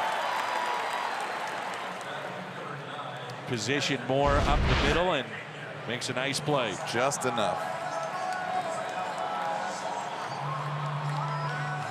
The batter is Manny Pena. I'm sure some folks wondering about Ryan Braun. He's still on the 25-man roster. He's been nursing a sore thumb. Been sitting out the last handful of games. Pena, the Brewers' primary catcher, and he's hitting .226. Then Eric Kratz is a backup here in Milwaukee. He's been around a long time. So 1 out, and the first pitch taken for a ball. There's Ryan Braun, your former teammate. Former third baseman. He's played left, right, now a little bit of first base too. Some kind of hitter.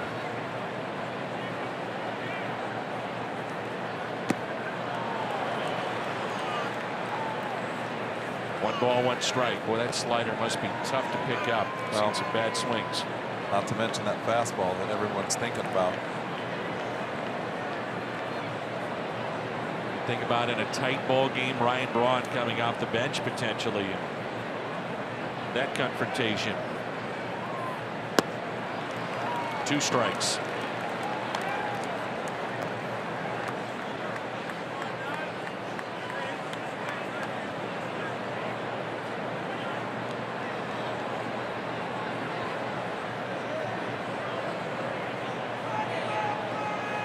And the 1-2 pitch. Strikeout number 8 tonight for Jack Flaherty.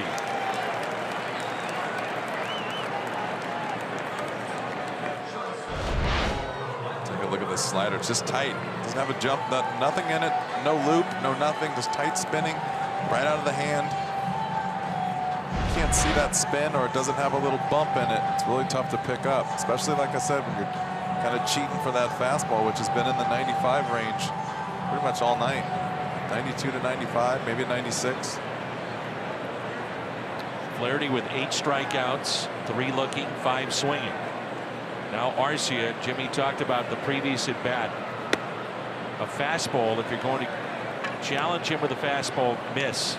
As he picks up that left leg, and you think that that front leg, he's committed at that point. Correct me if I'm wrong. Definitely, I think he's committed, but you got to watch each at bat. It just changes what he's trying to do, and you're right. It's just once he picks up that leg and starts to go forward, it's tough for him to hold up.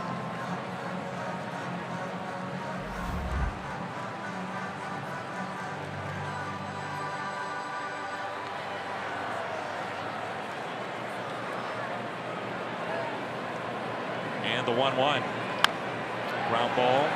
Munoz backhands and fires a dart to first. He's got a heck of an arm.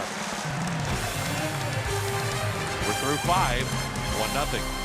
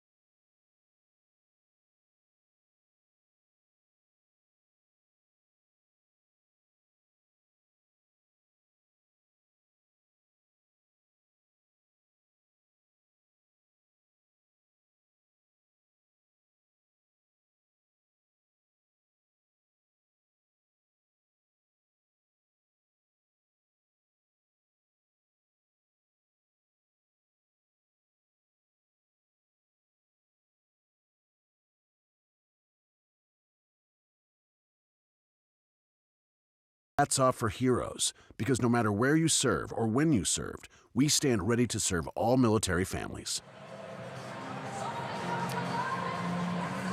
She's still going and going strong. And moments ago, Jim Hayes stopped by and said, "Young lady, thank you for what you do." And here's a Jim Edmonds ball. And Jim asked, "Do you know who Jim Edmonds is?" She said, "Of course I do. Thank you very much." And Jim told her, "Thank you very much for what you do for kids." Very nice.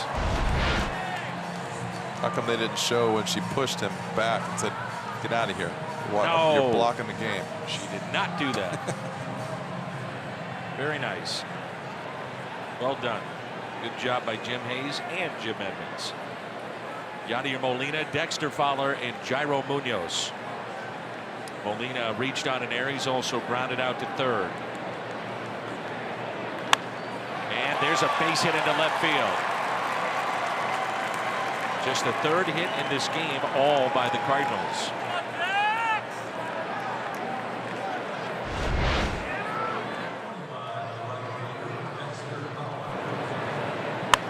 Job by Yachty, looking fastball. That's a kind of see the leg kick right there.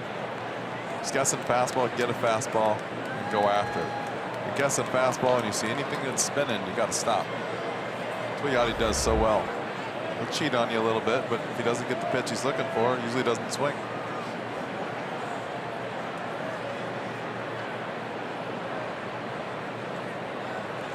Here's Dexter Fowler, popped up left side, and strike one.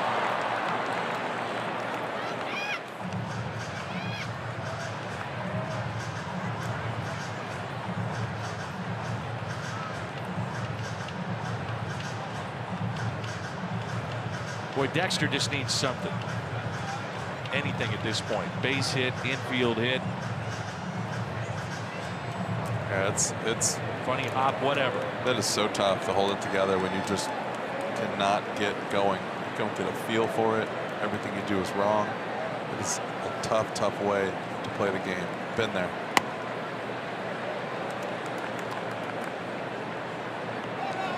Still smiling though.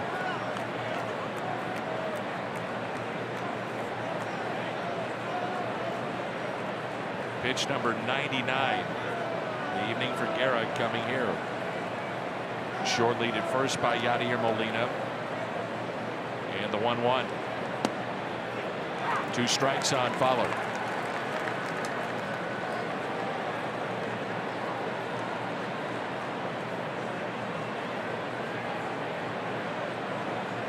With 2 strikes.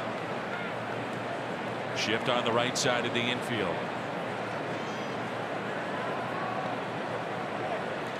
2-2.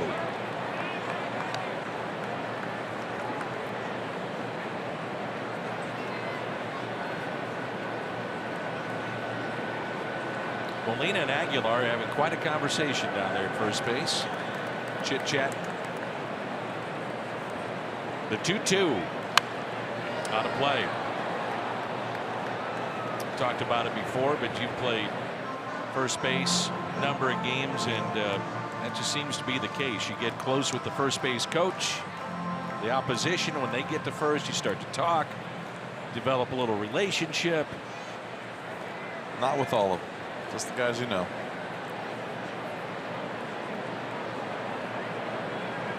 And the 2-2.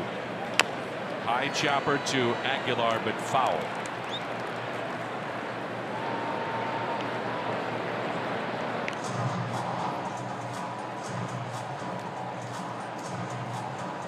Jacob Barnes and Josh Hader both getting loose. Hader, the lefty, has had just a tremendous season. He came in and struck out 9 guys in a row earlier this year. Somebody was on TV quoting us saying that was one of the best pitching performances so far this year. I said that was one of the best pitching performances I've ever seen. The 2-2.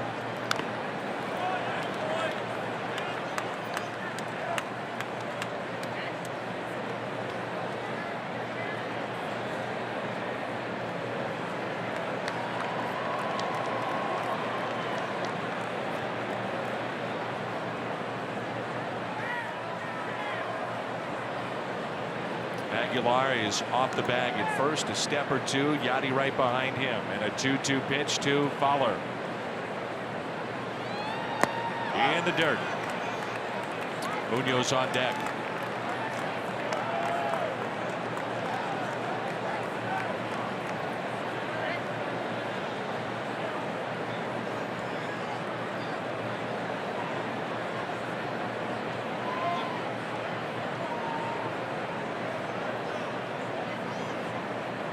Three-two pitch. Old foul.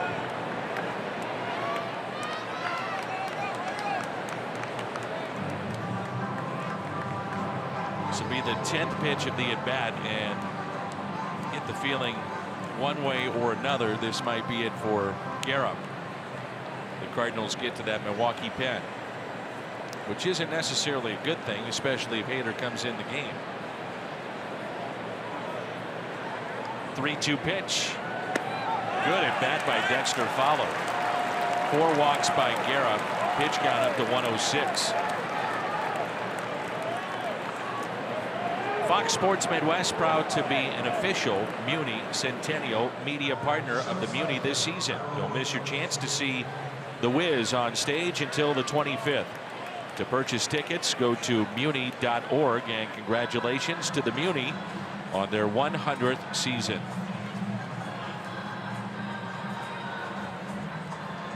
Ask Pena to go to the mound and maybe trying to buy a little bit more time for his bullpen, but they should be just about ready.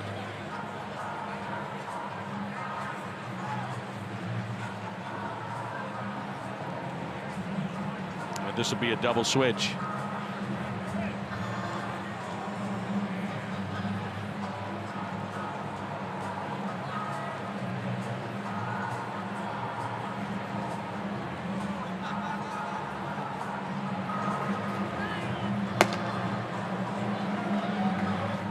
Looks to be Hader that will come into the ball game. Jairo Munoz will be the batter for St. Louis.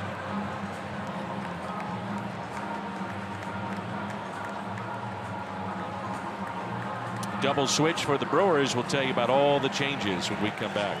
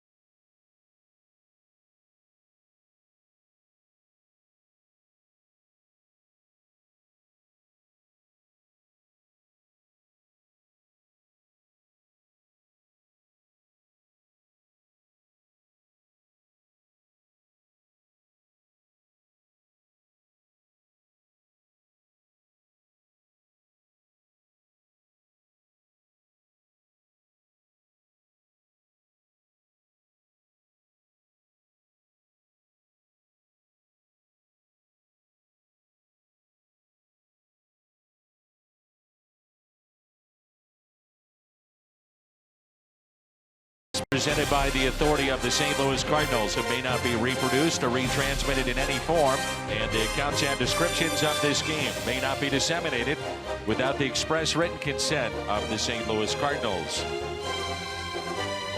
Hernan Perez, part of the double switch, takes over for Arce at shortstop, and he'll bat in the 9th position. That's the first spot due up in the bottom of the 6th. And Hader, who's into the ball game, goes into the 8th spot in the lineup. 24 games, 1.16 ERA. Look at the averages against him. Lefties below 100, righties just above it. 77 strikeouts in 38 2/3.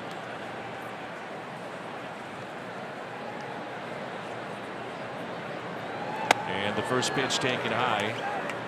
Further your point, Jim Edmonds, 17.92 strikeouts per 9. That leads Major League Baseball, and that's all time. I don't think I've ever seen that kind of number. That is ridiculous. Incredible.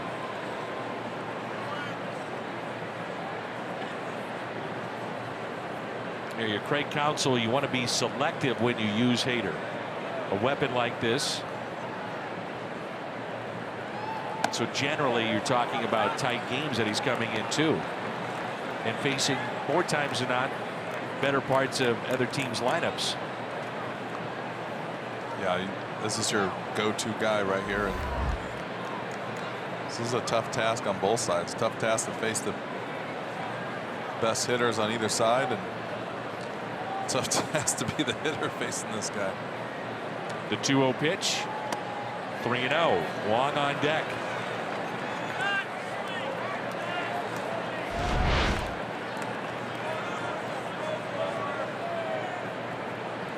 Little Mitch Williams in there.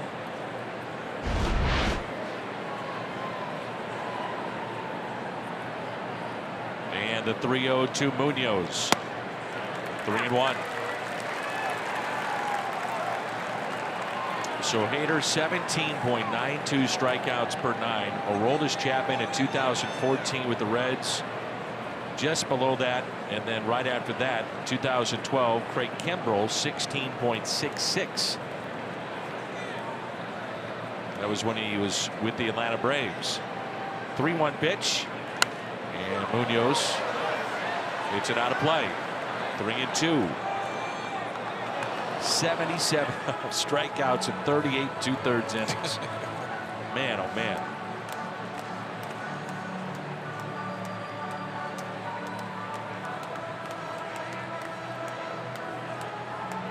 A tight ball game, 3 hits total, all by St. Louis. 1-0 our score.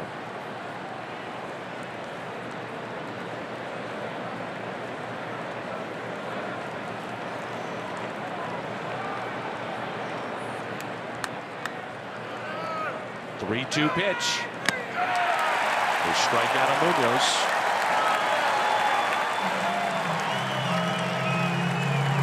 From 3-0 to 3-2 to a strikeout. Just a pretty good fastball right there. He started off at 94, got to 95, and then finished him with 96.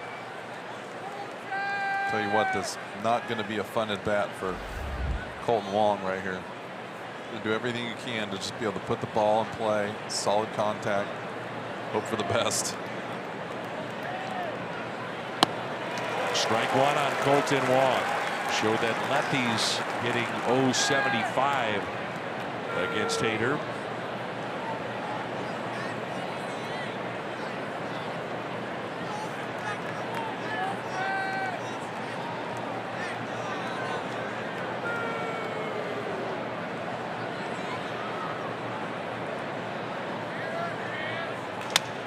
Breaks his bat and a ground ball foul. 0-2.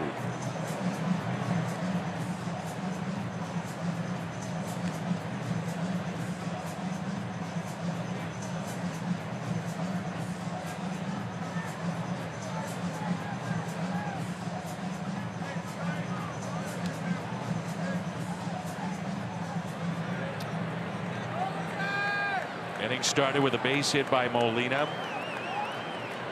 Walk to Fowler. Strikeout of Jairo Munoz, and now Wong in the hole, 0-2. 1 ball, 2 strikes.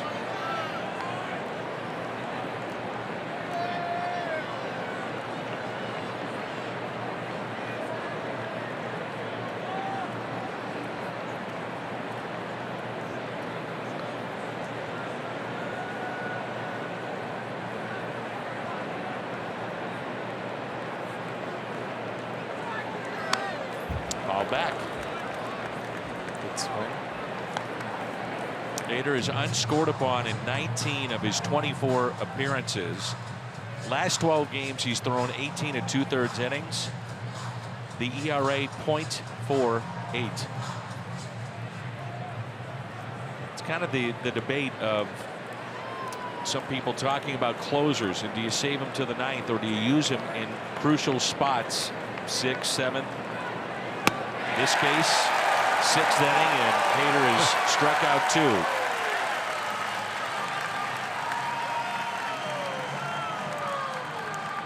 It's a pretty tough at bat for Colton Wong right there. I thought he did a pretty good job, but you can see why this guy's strikeouts per 9 innings is where it's at. I mean, this is no joke. Speaking of strikeouts, Jack Flaherty has struck out 8 through 5 innings tonight. Remember, he had that 13 strikeout game back on May 20th, a Sunday afternoon against the Phillies. Hader pitches another 3 or 4 innings, he might be catching him.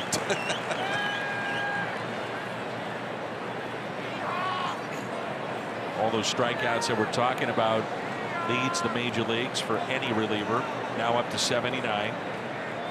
And the 0-1 pitch. I am of the belief, and correct me if I'm wrong, but I just believe the last 3 outs of a game are different than the 3 outs right here. Obviously, it's a high leverage situation, but it takes a different breed to close. It does. It definitely does. And you know what? The guys have, there's more attention on the offensive side in the last 3 outs of the game than there are in the 6th inning. So it makes it even tougher because guys don't want to make that last out. There's a little extra push. The majority of the games are within striking distance in the 9th inning. So, of course, I think the 9th inning is tough to get through at any time. Hader on the first batter fell behind 3-0. Then he got Munoz to strike out, struck out Wong, and now 1-2 on the pitcher Jack Flaherty. A little confused by that right there. He wanted to put a play on in case he double steal, but you got Yachty at second. You got Flaherty at the plate with 2 strikes.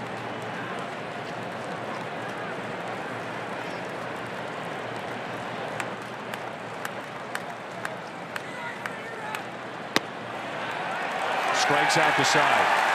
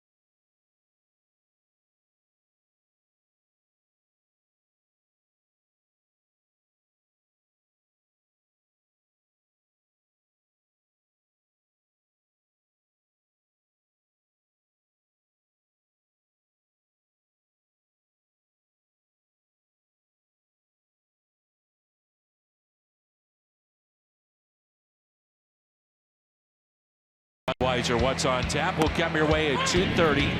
Chase Anderson will go for the Milwaukee Brewers. Michaelis Anderson, Brewers Cardinals tomorrow, 2:30. We head to the bottom of the 6th. Jack Flaherty, his line tonight with the 8 strikeouts up to 74 pitches. They've had 2 base runners. The Brewers have, both times Lorenzo Cain. A walk back in the 1st inning, was hit by a pitch in the 4th. The Cardinals have had opportunities to extend this lead. Remember, all the way back in the 1st, leadoff double by Carpenter. Wild pitch allowed him to get to 3rd. With nobody out, Cardinals did not bring him in. And just moments ago, the first 2 reached and no damage done.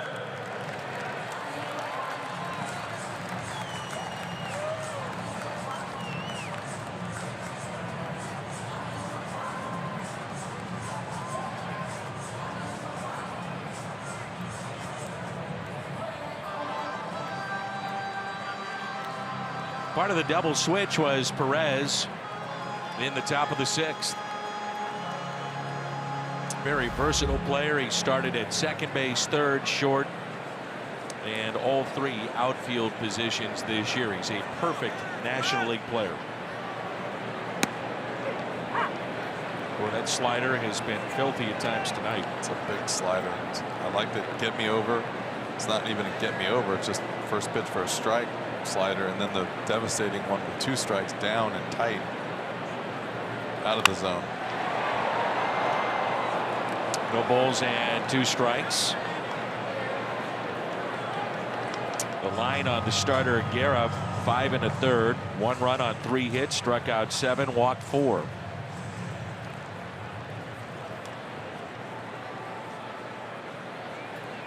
Here's the 0-2. Struck him out, number 9 tonight for Jack Flaherty.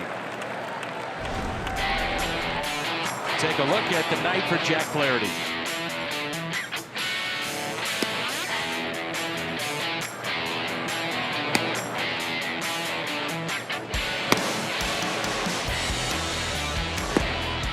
Great action on that slider. He's been using various speeds with it. A little extra giddy up with the fastball at times. Said it. I think that slider being different speeds and different break is definitely the key. And a strike on Eric Thames. Last time up, slammed his helmet, slammed his bat. He's 0 for 2. And he's 0 for 6 in his career against the Cardinal right-hander. A shift on the right side of the infield and the 0-1. So 3rd time through the lineup here for Flaherty. First 2 times 9 strikeouts.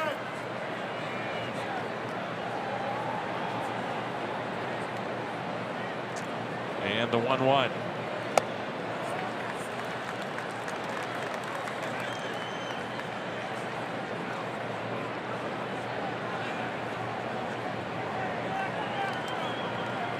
Pitch count at 80 for Flaherty. Saw him go very deep in that ball game in which he struck out 13 against the Phillies back on the 20th of May. And you start to think about this point in the game, wearing down a bit, getting tired. You try to pick up little signs with that too. Yeah, mentally it's tough too. Going out there in a 1-run ball game. But with the slider on 3-1 and missed just a bit low. So 1-out walk. Don't miss the Budweiser Bash Tuesday, July 31st, the new Budweiser Terrace. Enjoy live music in this exciting new area of the ballpark. Purchase a theme ticket. Budweiser Bash, July 31st. Get a bobblehead and autograph from former Cardinal Larry Walker. Tickets at cardinals.com/budbash.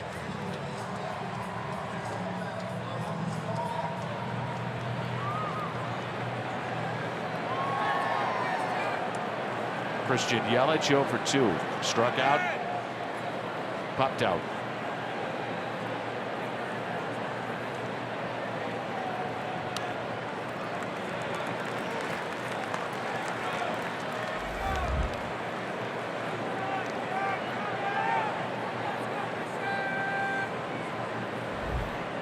Start to stretch a little bit in the Cardinals pen.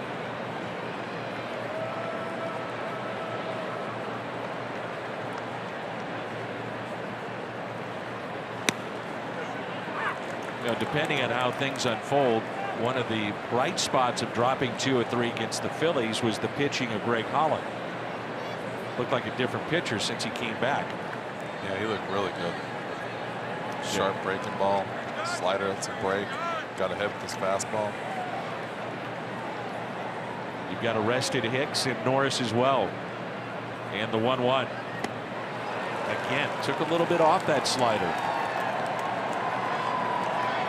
That was all the way down to the 70s. Usually the slider's up at the lower 80s, 82, 83. I think more of a breaking ball right there.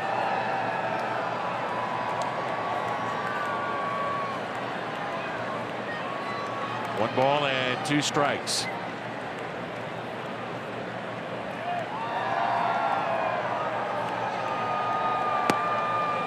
Ooh, doesn't get the call.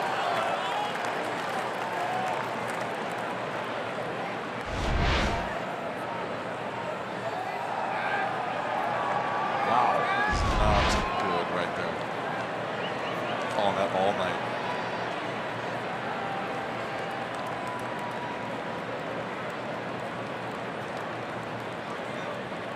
The 2-2 pitch to Christian Yelich. In the dirt. Full count.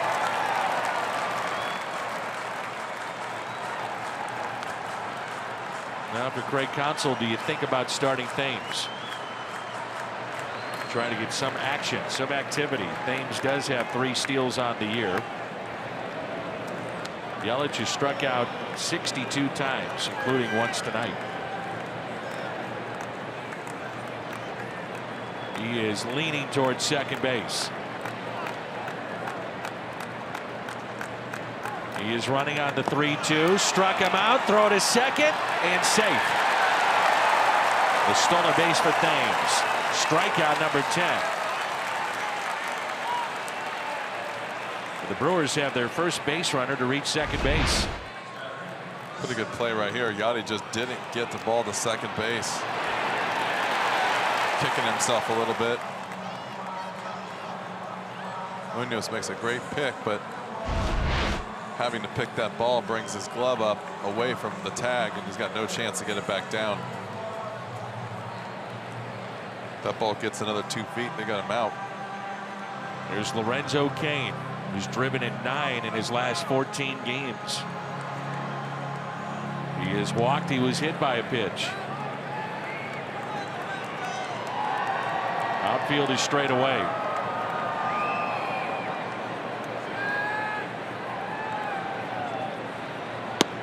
The slider did not go. Ball 1. Never mind the fact that it went through the strike zone.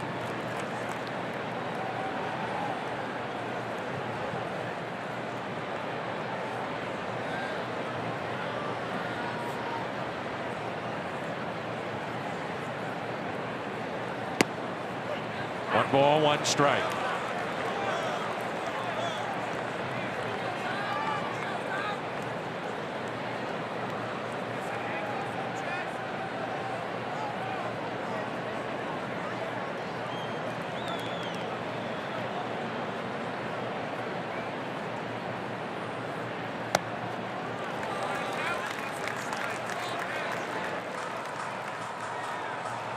Pitch count at 91, and you're only in the 6th inning, which is something to think about as we move forward. 2 balls, 1 strike. Flaherty to Lorenzo Cain. That scoots away from Molina. 3-1 the count, and it puts Thames at third.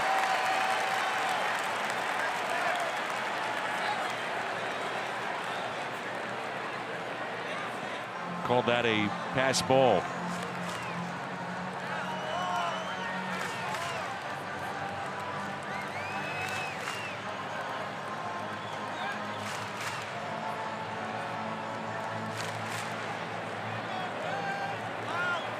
Three balls, 1 strike.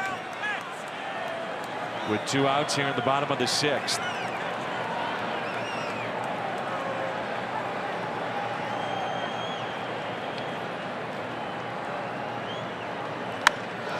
Hit down the right field line, but out of play. Something to think about looking ahead to the 7th inning in a tight game. Jose Martinez is due up third.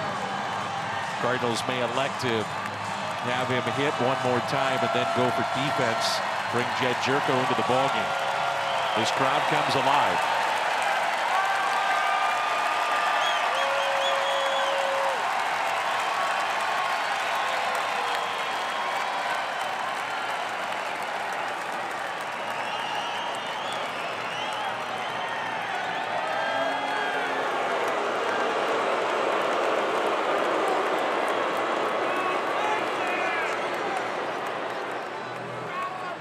Injury or illness should never interrupt childhood. St. Louis Children's Hospital, guardians of childhood. With Jim Edmonds, I'm Dan McLaughlin. Jim Hayes here as well, and our entire Fox Sports Midwest crew at a good ball game. 1-0 our score. 2 outs, 3-2 the count on Lorenzo Cain. Eric Thames, the tying run at third.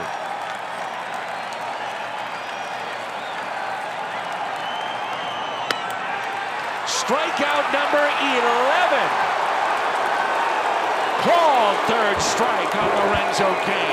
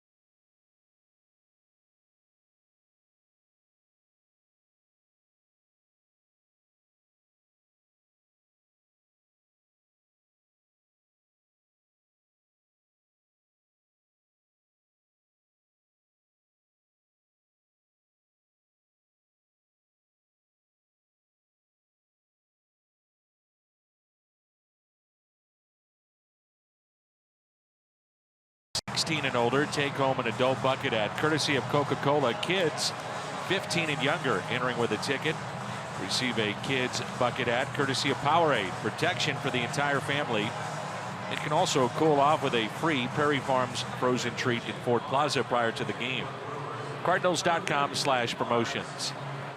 Top of the 7th, and the new pitcher is Jacob Barnes, and this will be his 27th appearance.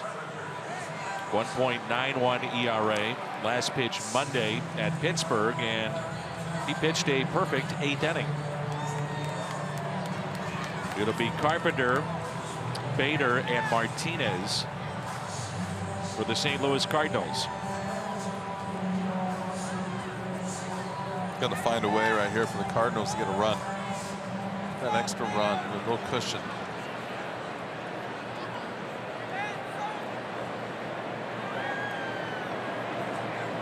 Shift on the right side of the infield. Carpenter, a double, a walk, run scored, and a strikeout. This is the Gateway Honda home run inning. Cardinals hit a home run. The Gateway Honda dealers will donate $1,000 to the Make-A-Wish Foundation of Missouri.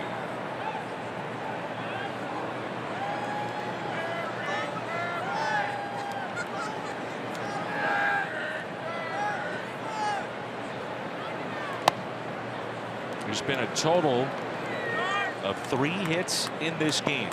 That is it. All 3 by St. Louis. Barnes is not allowed a run over 9 appearances since being recalled from AAA back on the 27th of May.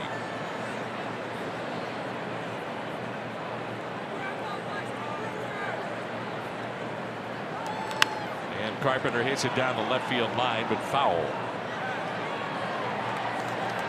Looking ahead to the bottom of the 7th, Travis Shaw, Jesus Aguilar, and Jonathan Villar.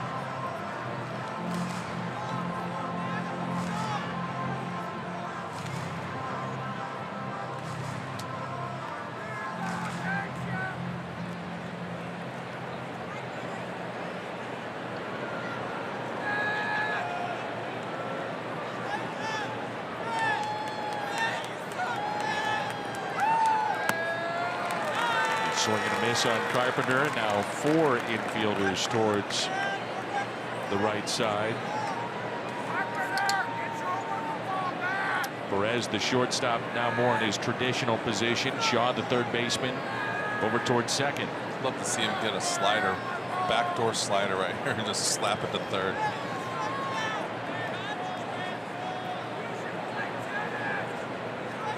The 2-2.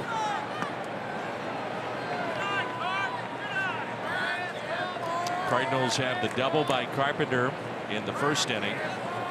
RBI single with 2 outs to bring in Carpenter after he walked in the third by Ozuna. And Yadier Molina, a leadoff base hit in the 6th. That's been it.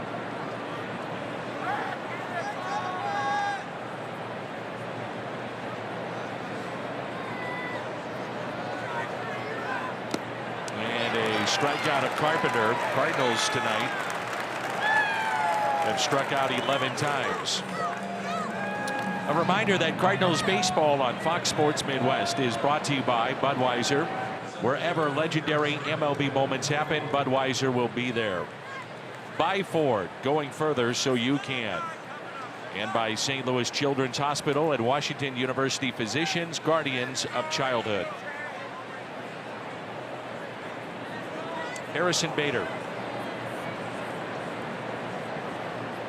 Tommy Pham ejected back in the first inning.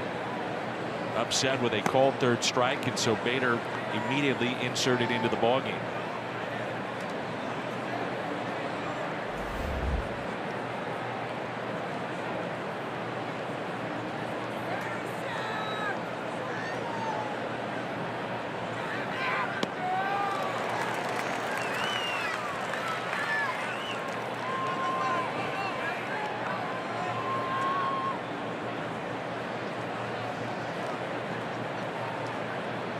Something to keep in mind, the pitch count with a young man like Jack Flaherty. Through 6 innings, approaching 100. But yet something very special could be happening tonight too. No one near him. I think you get the idea.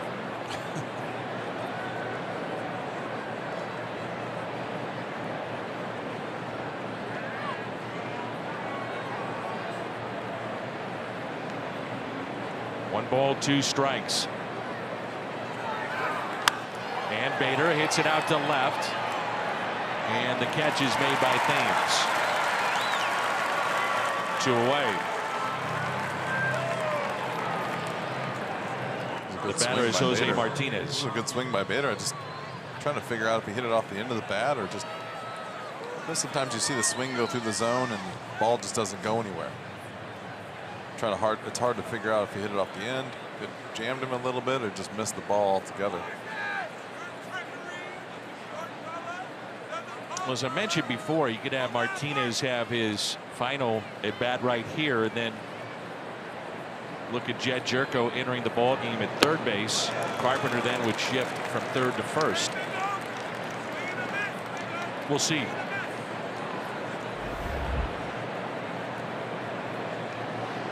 No balls, a strike on Martinez. Walked back in the 5th, struck out, and also popped out. That pitch taken low.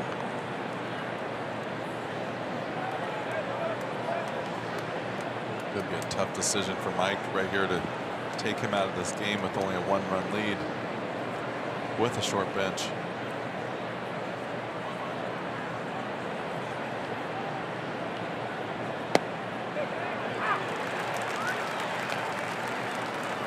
Jacob Barnes was called up back in 2016. Even tried him as a closer at one point. Last year had a couple of saves, went 3-4. 73 appearances a season ago.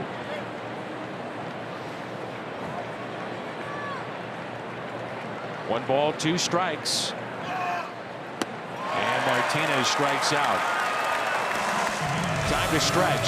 1-0. St. Louis.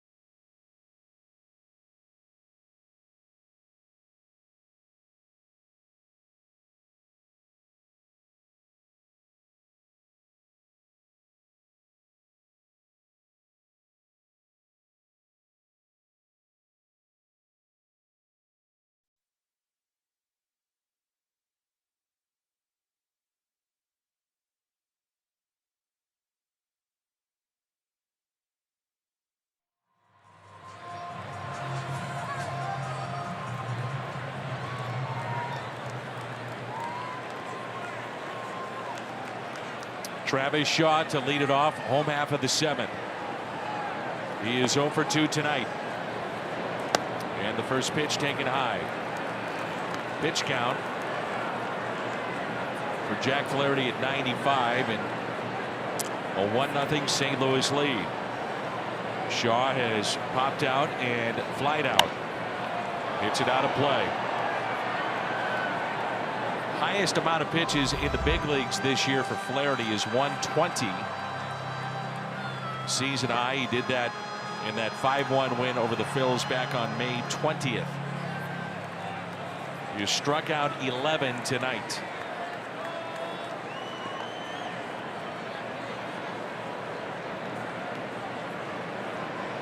And the 1-1.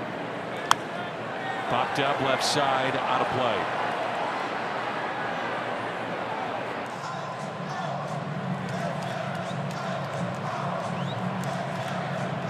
Something special developing right here for Flaherty. There's pressure certainly on him. Well, you can see that he's still got good stuff too, Sure because does. he's tying guys up with that fastball. There's pressure on the fielders. There's pressure on the umpire. And the 1-2 pitch. Pulled foul.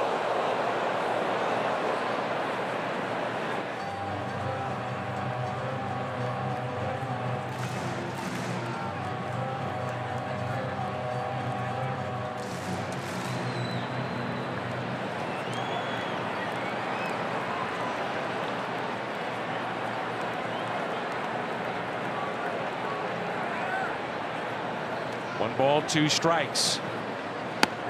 Struck him out. Good late action. 95.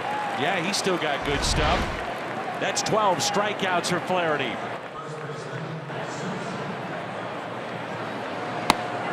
Reared back. Let her rip. A strikeout of Shaw.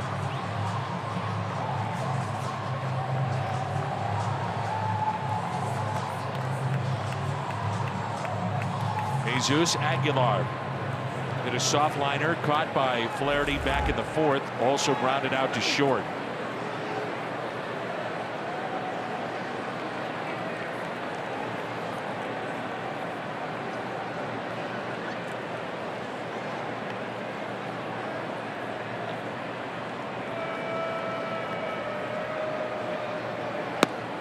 Nasty slider.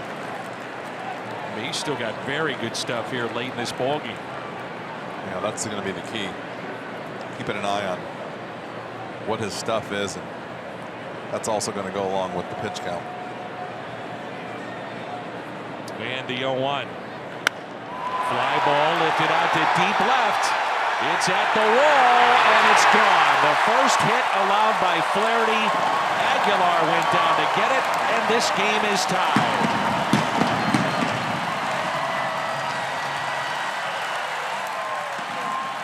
Looked like he hit that one-handed.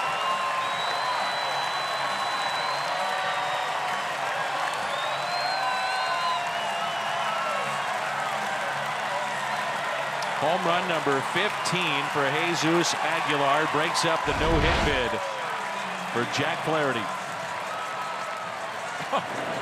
This guy's so strong. I was watching him take batting practice today. Literally just hit that ball with one hand.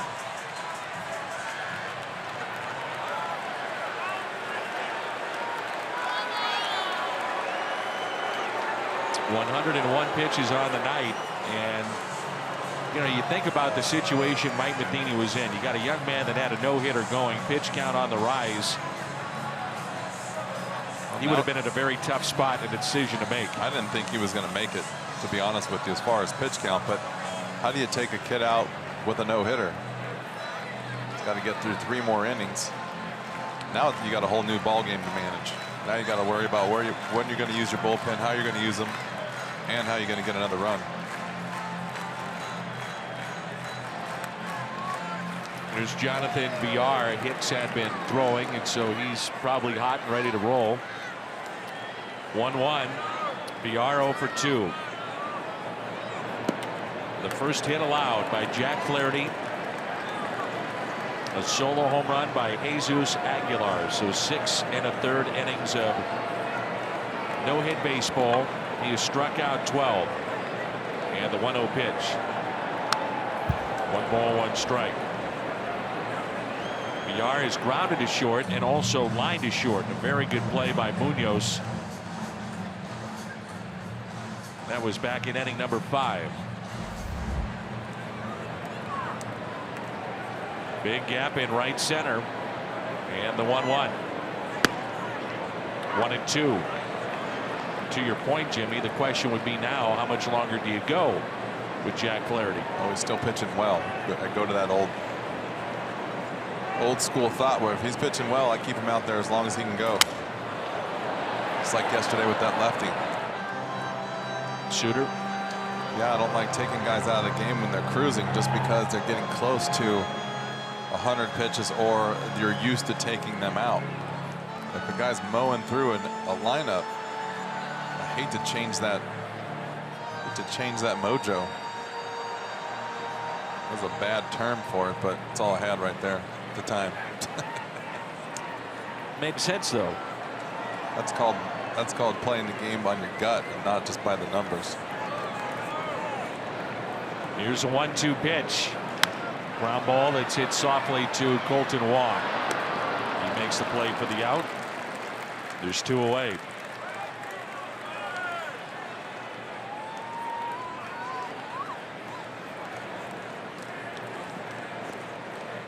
With 2 outs, the batter will be Manny Pena. He's 0 for 2 with a pair of strikeouts.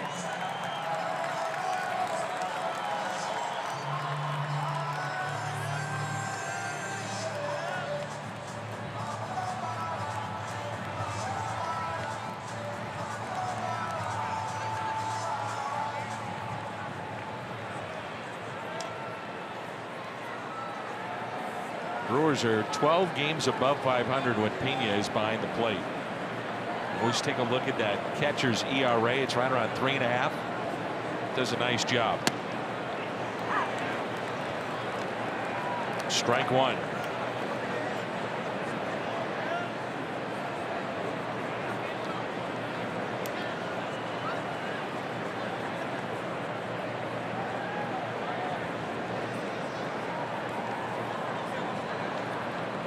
And the 0-1 pitch.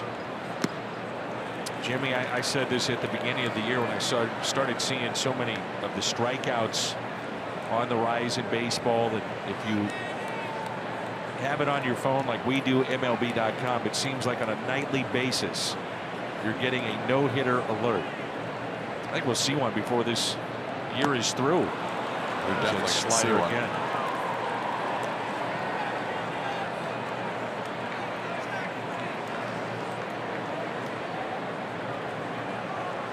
A lot of Cardinal fans located here behind the Cardinals dugout. You know they're going to give Flaherty a nice round of applause. The 1-2. And it's a strikeout number 13 for Jack Flaherty.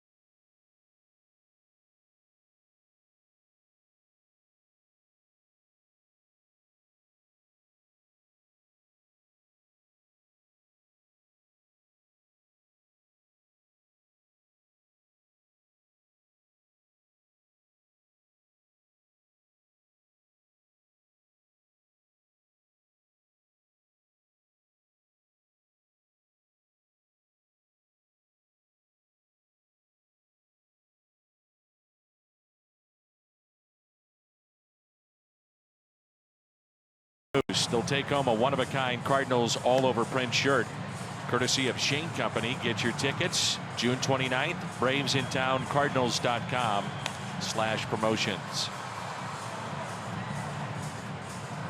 1-1 our score. A total of 4 hits in this game. Jack Flaherty with 1 hit allowed, a home run, and he strikes out 13. That matches his season high.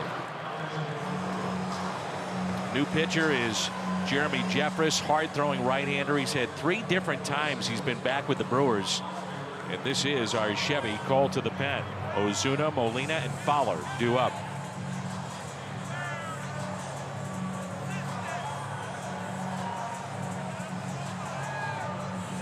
Jeffress last pitched on Tuesday in Pittsburgh, and he allowed 1 of 2 inherited runners to score in the 7th inning. Ozuna 1 for 3 tonight. Shift on the left side of the infield. Woof. 96. Straight at it. Come out of the bullpen and let it go. He's unscored upon in 32 of his 35 appearances. Been a closer at times for Craig Counsell coming out of their pen. He's got good stuff.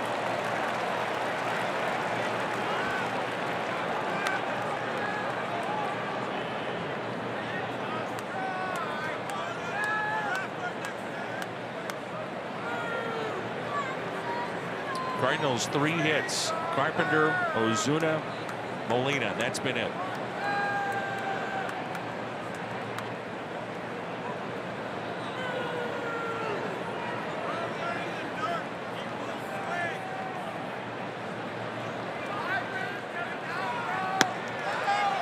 Missed on the outside corner.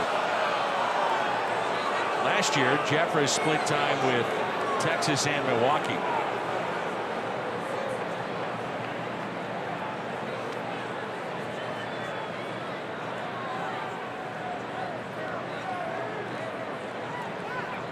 And Ozuna pulls it foul.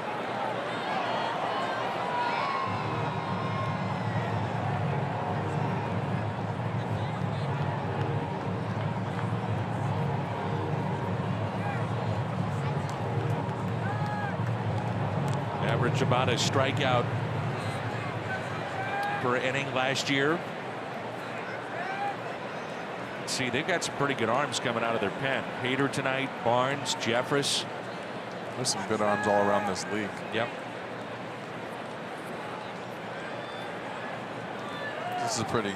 I'm watching 2 monitors up here, back and forth with the game, and pretty entertaining at bat. You got Jeffers trying to psych himself out, and you got Ozuna trying to psych himself out and talking to himself. The strikeout, and the Cardinals have struck out 13 times. Some kind of matchup right there. Take a look at this pitch. The bottom dropping out of that 90 mile an hour. It's either a splitty or a changeup. That's filthy.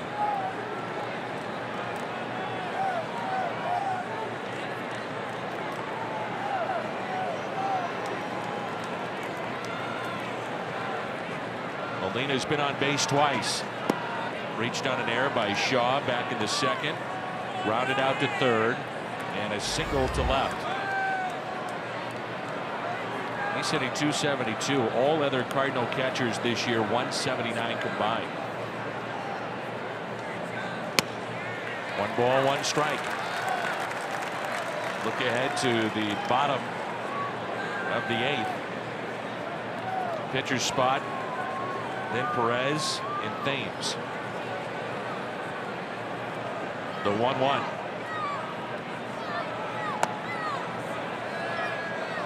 See a little respect for Yadi's fastball hitting ability right here. Guy got him throwing 96. Throwing him sliders, changeups.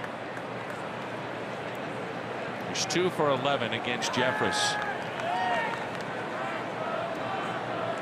This season, 1 base hit. It was a double. 96 outside corner, 2-2. Cardinals had a game on this trip in which they struck out 19 times against the Phillies.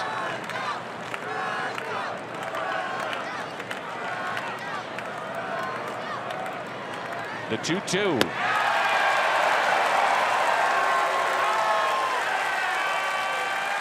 Speaking of strikeouts, Jack Flaherty matched his season high with 13. Cardinal rookies with 13 or more strikeouts in a game. Dick Hughes did it. Scipio Spinks, Shelby Miller back in 2013, and Jack Flaherty twice. Pretty exclusive company. In that game that Shelby Miller did it, it was Eric Young Jr. against Colorado. Had a leadoff base hit, and then he went 27 up, 27 down. The strike to Dexter followed.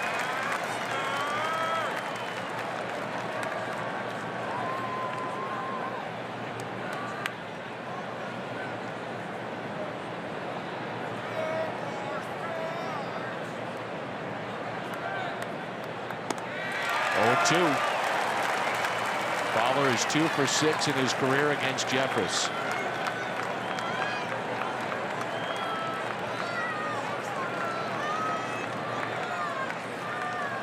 Bader struck out the side in the 6th, and now Jeffress trying to do that here in the 8th.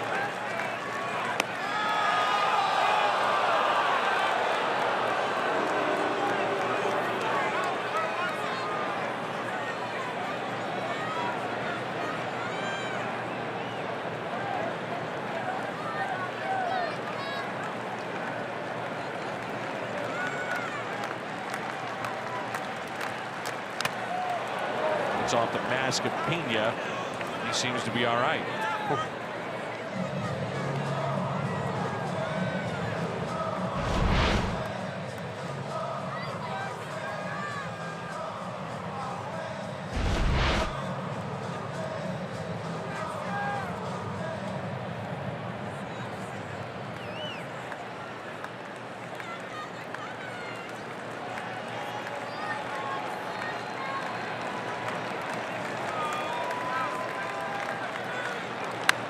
Put in play and a ground ball that's hit to second.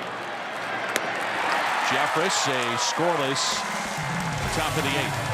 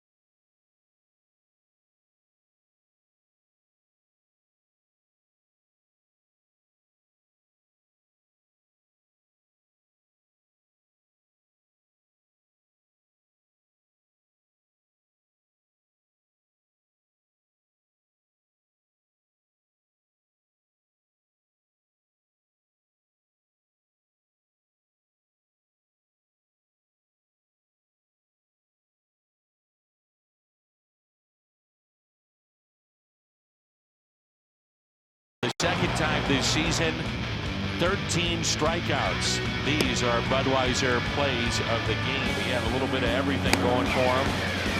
Mid-90s fastball, the wipeout slider. 13 strikeouts in the Brewers. A pretty good hitting lineup. Outstanding job again by Jack Flaherty.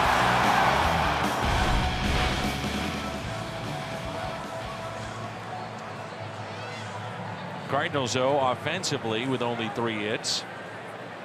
They've struck out 14 times in the ballgame. Our Chevy call to the pen, Jordan Hicks. Cardinals, when they strike out 10 or more times, are 8-16 this year. The pinch hitter is Eric Sogard.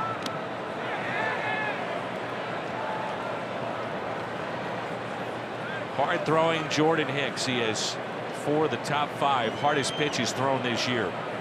The highest being measured at 105.1 miles per hour. The Hyundai pitch arsenal.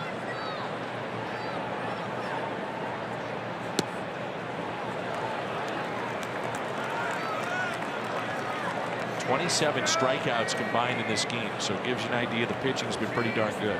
Really good. These guys have been on point, location and stuff. The 2-1 pitch, and a base hit by Sogard into center field.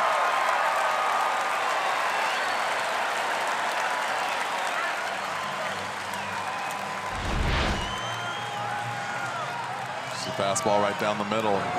We always say this is the big leagues. No matter how hard you throw, you still got to give a little location, especially when it's up.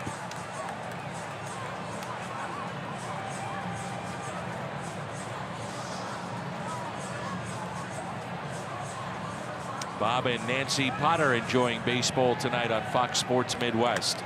They're watching a good one. 1-1 our score. Here's Perez, who was part of a double switch back in the 6th inning.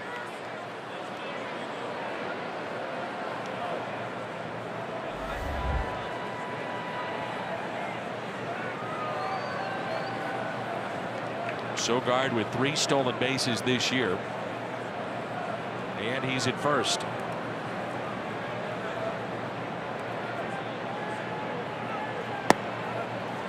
Not often when you see a pitcher strike out 13.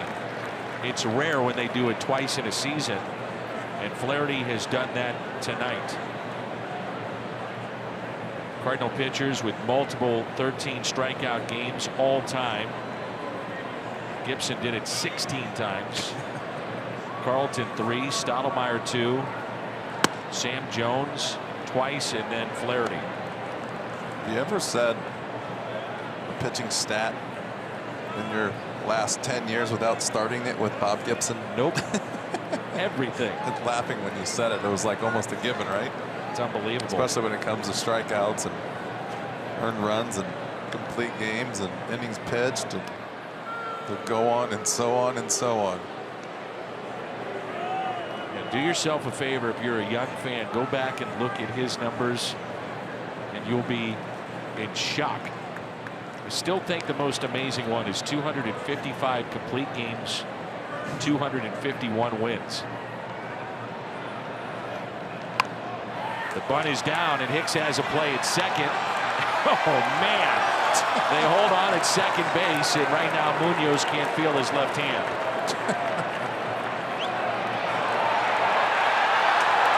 Now the bench is clear. Well, I don't understand this. This is like the 3rd time this week I've seen the same scenario.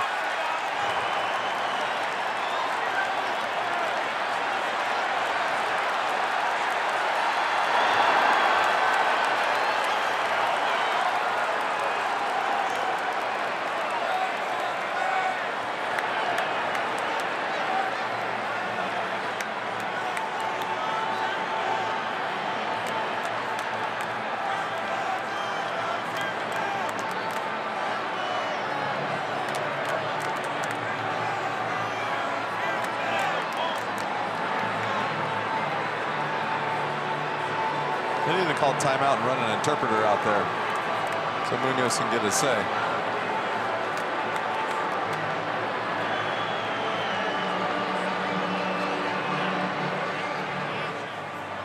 Surprising that this happens at second base when you're not really supposed to be able to break up a double play. I don't think he was trying to break it up. I think he was just trying to slide.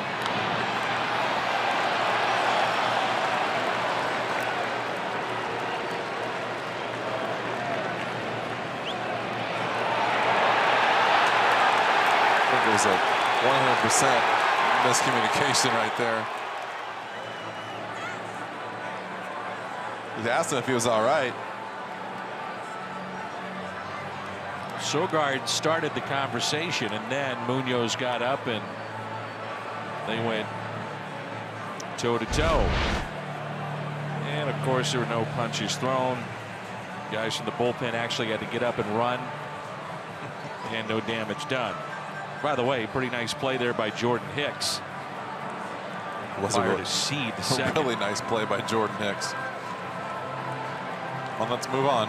Well, I don't even understand this. Well, I think what Mike Matheny is saying is, did my guy have a chance to turn two? And the throw was up the line a bit, and it's just one of those plays where the momentum is of Munoz going to take him towards the second base side. The runner's coming, and then the ball knocked him off his feet. Yeah, I mean, it's all part of the game, man.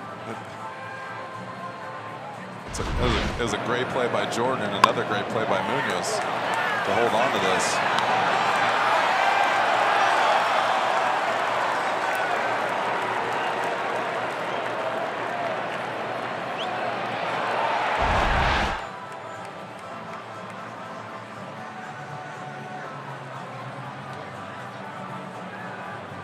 Big Cardinal fan, good friend David LaValle has been going through a tough time back home and got a clean bill of health. And we're thinking about David. I'm sure he's watching the ball game tonight, and that's great, great news. We'll see you at the ballpark soon.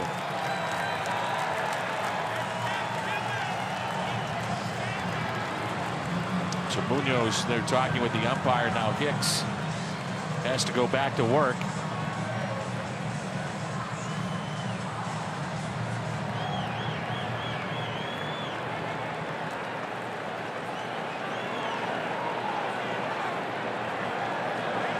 We're back to the top of the lineup.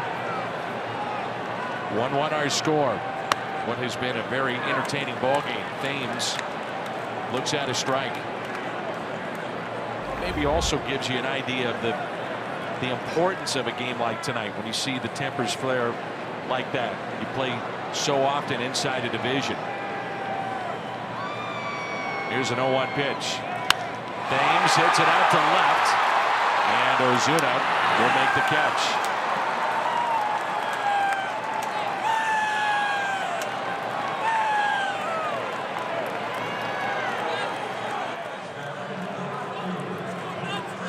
The batter is Christian Yelich.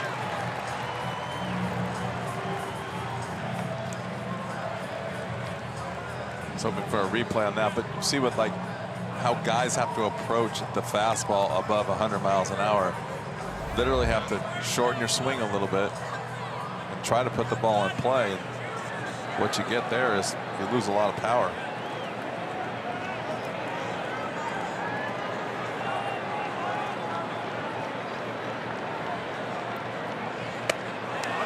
Ball gets away from Molina, and so advancing, it's Perez to second in scoring position.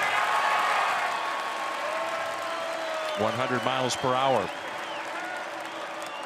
And then a wild pitch charge to Jordan Hicks.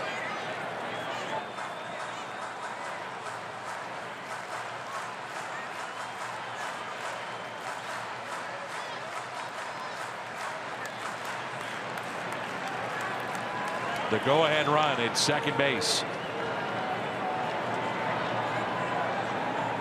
And the 1-0. A strike, 1 ball, 1 strike. 1-0-1 on the gun.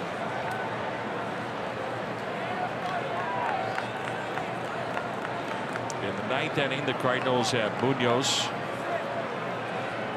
Wong, and Hicks. His spot will be up. There's the slider in the dirt.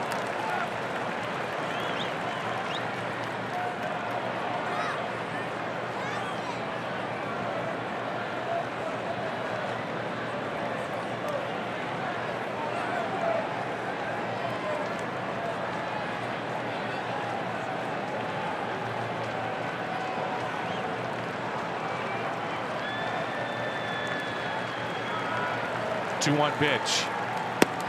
Good pitch. 2-2. That's filthy. Yelich has seen Hicks 1 time this year, and he struck out. Look at this slider right here. That pitch has gotten better and better and better.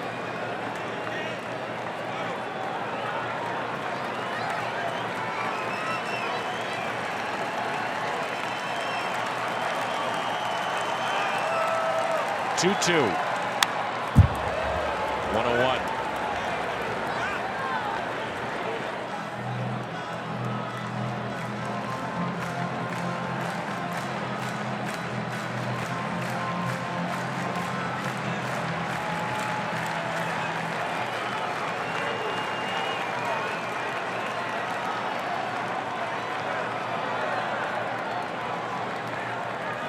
The 2-2 in the dirt.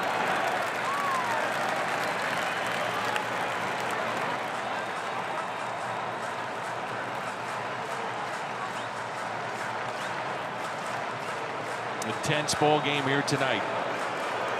And a fun game here at Miller Park.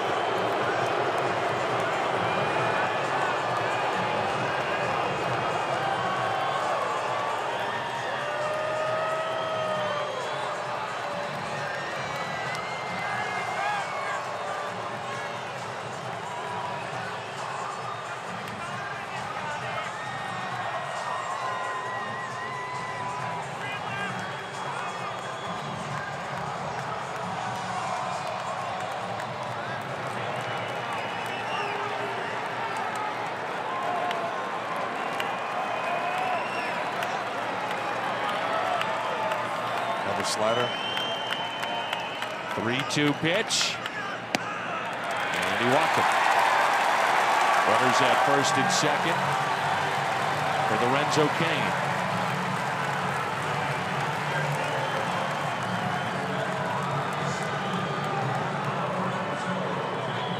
First walk handed out by Hicks. Inning started with a base hit by Sogard. Fielder's choice off the bat of Perez. Fly out by Thames. Walk to Yelich, and now Cain. He has walked tonight, hit by a pitch, and struck out back in the 6th.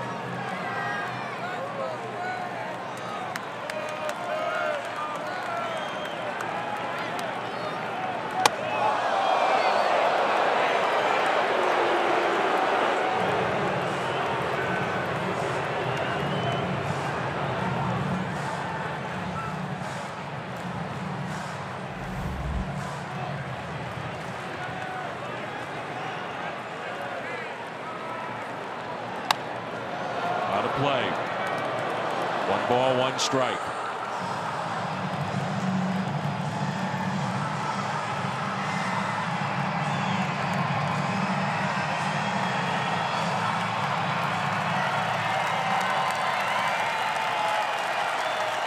Go ahead run. Perez at second base.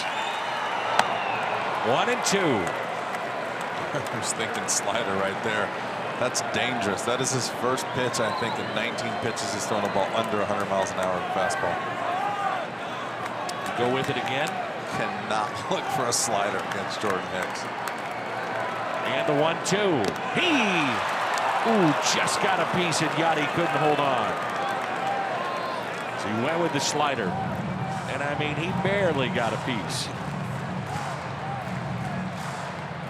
Gotti once again with Jordan Hicks on the mound.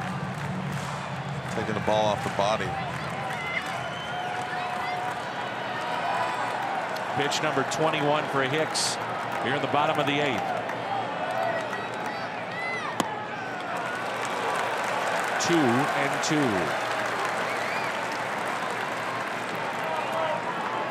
Perez, the runner at second base, getting a huge lead. Cardinals are just straight up defensively, so base hit, you would think, should will score him easily. The 2-2 pitch.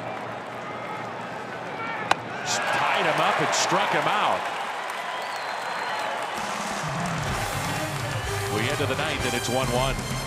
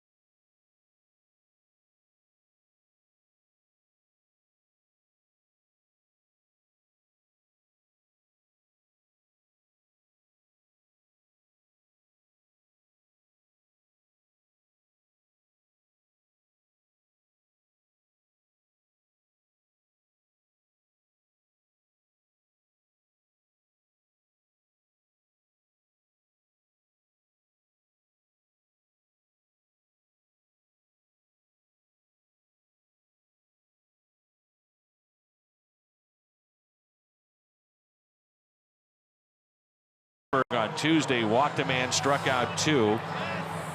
This is our Chevy call to the pen. Typically, tie game at home late. Closer will come in. And that's what the Brewers are doing here. They had Guerra go 5 innings. Hader the 6th, Barnes the 7th, Jeffress the 8th, Knebel now here in the 9th. And the Cardinals have Munoz, Wong, and then Hicks spot.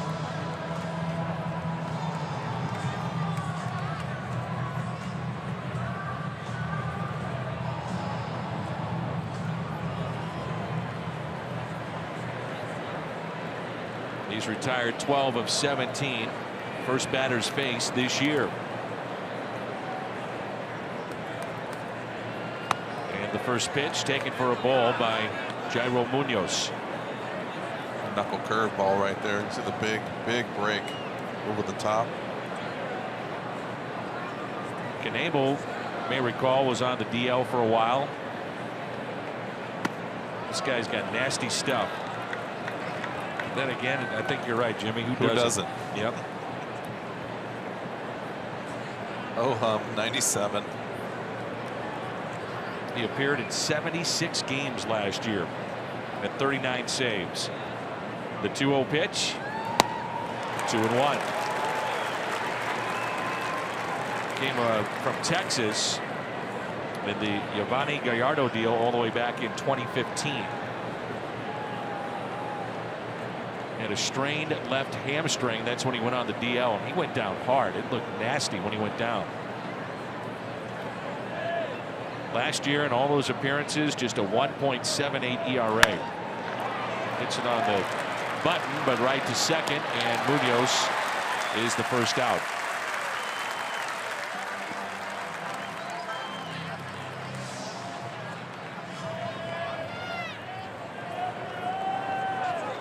Watch the leg kick with Colton Wong. Sometimes in situations where you're thinking about a long ball, it's got that high leg kick, generate maybe more power. I'm watching him today, and something I talked with him about the other day, but he's trying to stay a little bit more still at the plate.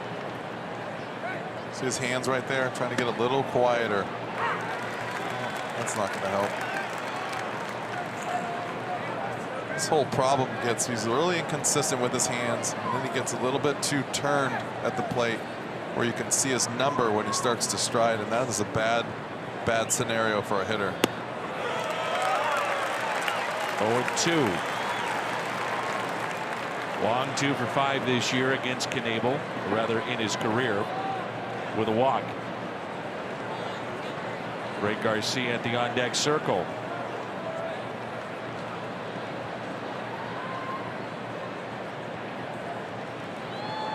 Struck him out on 3 pitches. Nasty breaking ball. 15 Cardinal strikeouts.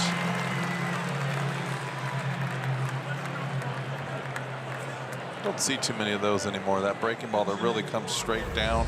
A lot of guys are throwing it off to the side a little bit.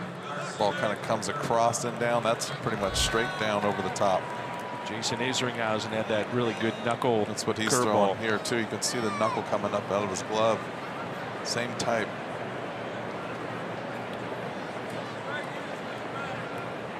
So Hicks a scoreless inning. Garcia pinch hitting for him.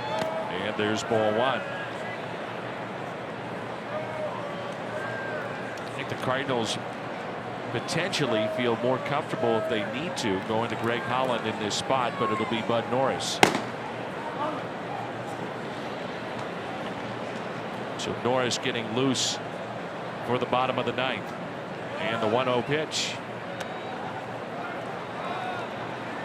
Be Shaw, Aguilar, VR in the 9th inning for Milwaukee. Garcia hitting .333 in his last 18 plate appearances. Made a start on Wednesday and went 2 for 4.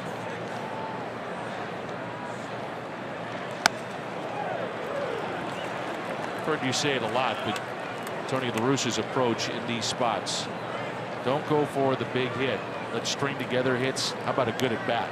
Good at bat, walk, base hit, get something started. preferably before 2 outs. 3-1. Those were the days when guys weren't coming in throwing 100 too. It's a valid point. 3-1. A lot of times, so what you say, you take. Not anymore. And Garcia pops it up. The catch is made. And Milwaukee has a chance to win it when we come back.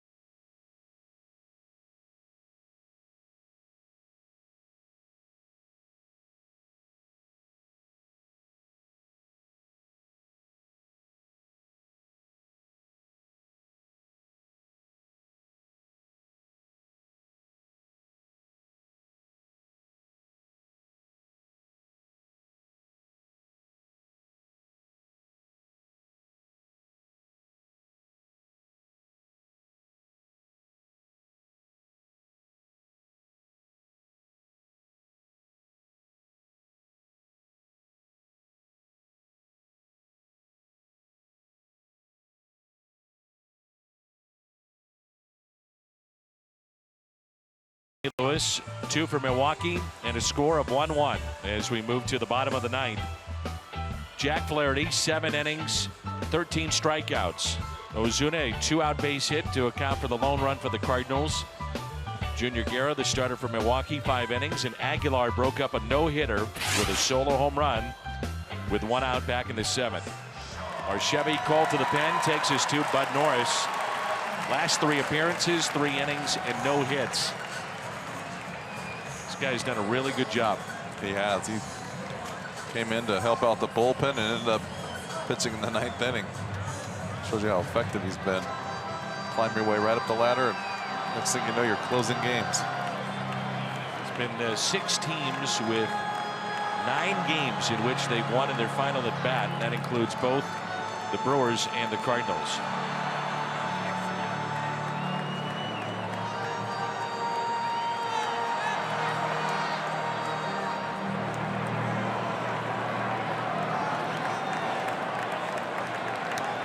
Travis Shaw 0 for 3 tonight with a pair of strikeouts. What a ball game this has been. Brewers have struck out 14 times. The Cardinals 15. It's been about pitching, trying to find that one timely hit.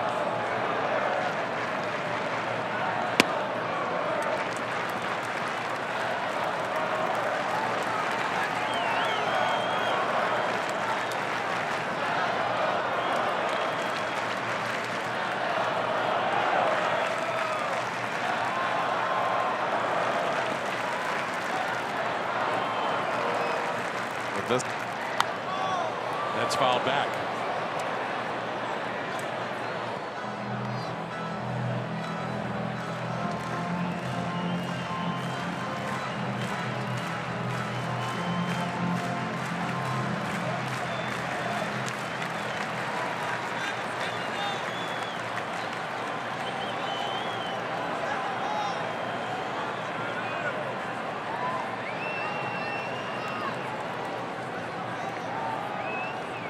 Here's a 1-1. Bud has got that slider and it darts. And he's got real good pinpoint control more times than not with a fastball. Really can locate a late breaking slider. He's got that cutter too, which he was informing me that that pitch that's in the 90s is a cutter, not a slider. He's invented his own cutter. Got a little bit bigger break than most cutters. And he strikes out Shaw to start the bottom of the ninth. You can just throw it right down the middle and hope they don't swing. Jesus Aguilar with 1 out in the 7th and no hits allowed by Jack Flaherty until that swing. Essentially a one-armed home run. That's how strong that man is.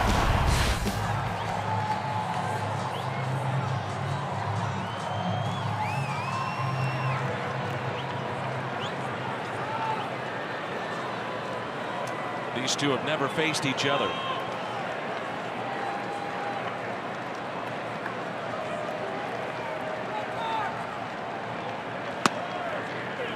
And a strike. There's that late break.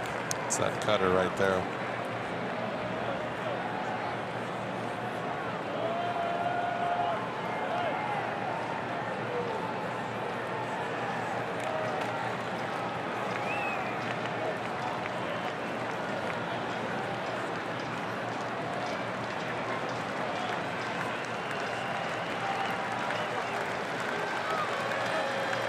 The 0-1. Now 0-2.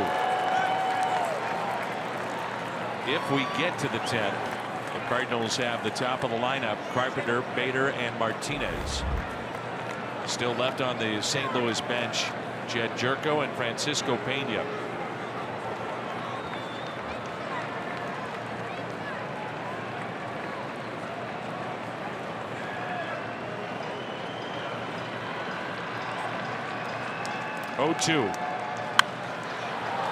Left on the bench for the Brewers, Ryan Braun, Eric Kratz, and Domingo Santana.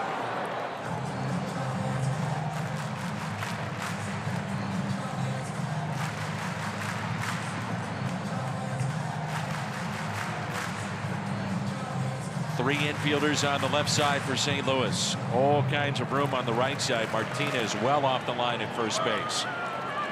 Outfield deep, basically straight away. 0-2 pitch. In the air, out to deep right. Fowler back at the wall, gone. Aguilar tied it in the 7th, and he wins it in the bottom of the 9th.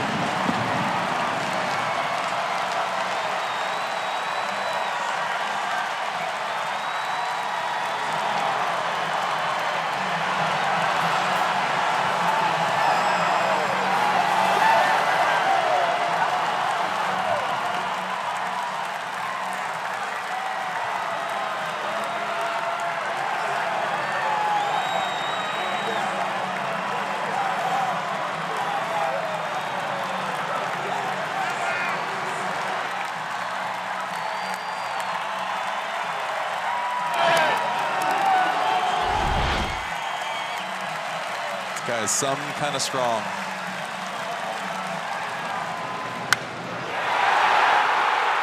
Look where this ball goes in the right center field.